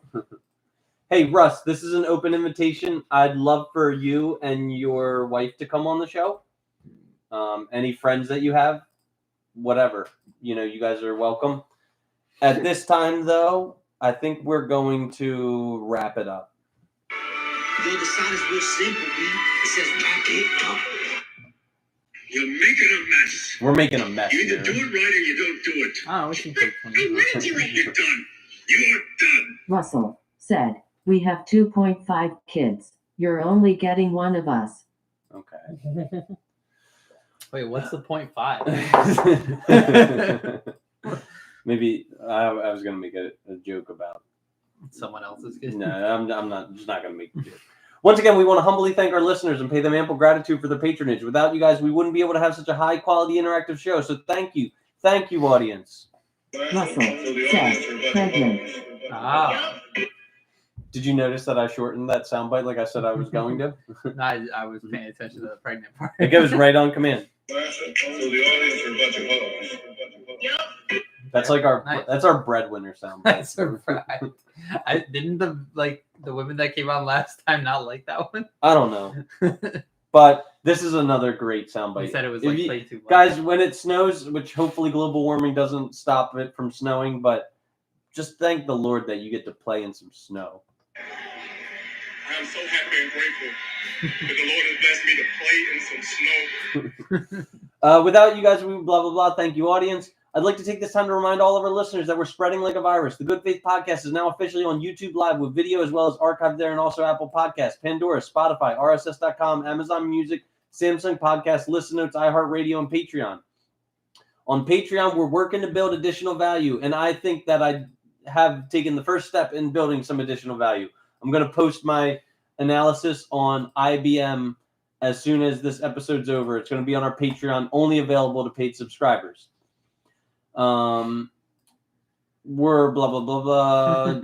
We do value your attention, so thank you for quieting your TikTok brain for the last 3 hours. This is a reminder. If you feel you got any value from our show, it takes basically 0 extra work to like and subscribe, and it'll move us closer to our goal of having thousands of subscribers, which will bump us up in the algorithm and expose us to more potential listeners. If you guys want to share us with more of your friends, we'd be absolutely delighted, and we'd love to chuckle at some of your created names in alt accounts, Malika Lotopus and Hugh Janus and what's the one that I really love? Sofonda Cox. The quickest way for us to broaden our exposure is for you listeners to each share us with one friend. We appreciate it from the bottom of our hearts. If you're interested in joining the movement, it is the Iryu Biyama movement, which stands for I respect you only because your opinion aligns with my own movement. Feel free to retweet the hashtag. Also, stay cognizant to treat people with identical worldviews to your own with dignity and respect. Then if somebody's opinion deviates from yours in any way, our movement advocates for treating them like absolute shit. Remember, a civil level of respect is only earned by people who mirror your beliefs. Hashtag Iryu Biyama. Sorry, there's a cat on my computer. I see wet. Oh, why is he? Because he's a drooly boy. You know what? I should have. No, should have waited. Buy a dog and die alone. That's what you should have done. If you live in the greater Philadelphia area and want to guest star on our show, said Jack Mehta. Wait, what does he say? He says he's talking Jack Mehoff. Yeah, that's Jack good. That's a good one. That's an old one. But yeah, it's like a Seymour Butts one. If you live in the greater Philadelphia area, want to guest star on our show, want to go on a date with anybody on the show, or have a sincere desire to move in with us, we're down a roommate and desperately need one. We have a cat who loves to get into things he shouldn't. He's probably going to knock off the pizza. And the tiramisu. That pizza's caving in. Clark. Kelly Bulick said, "Hi, grandson Clark." Can you actually fucking kick him out? Fucking release him. I did release him. They want to do nothing. All he did was rob the gas station. Y'all acting like you robbed Walmart or something. Release my nigga. Release my nigga. To all of our faithful audience. So the audience are a bunch of hoes. Yep. We wish you a wonderful weekend and a happy and healthy lifestyle. Happy holidays. And we're going to bid you goodbye. # long live Punjabi.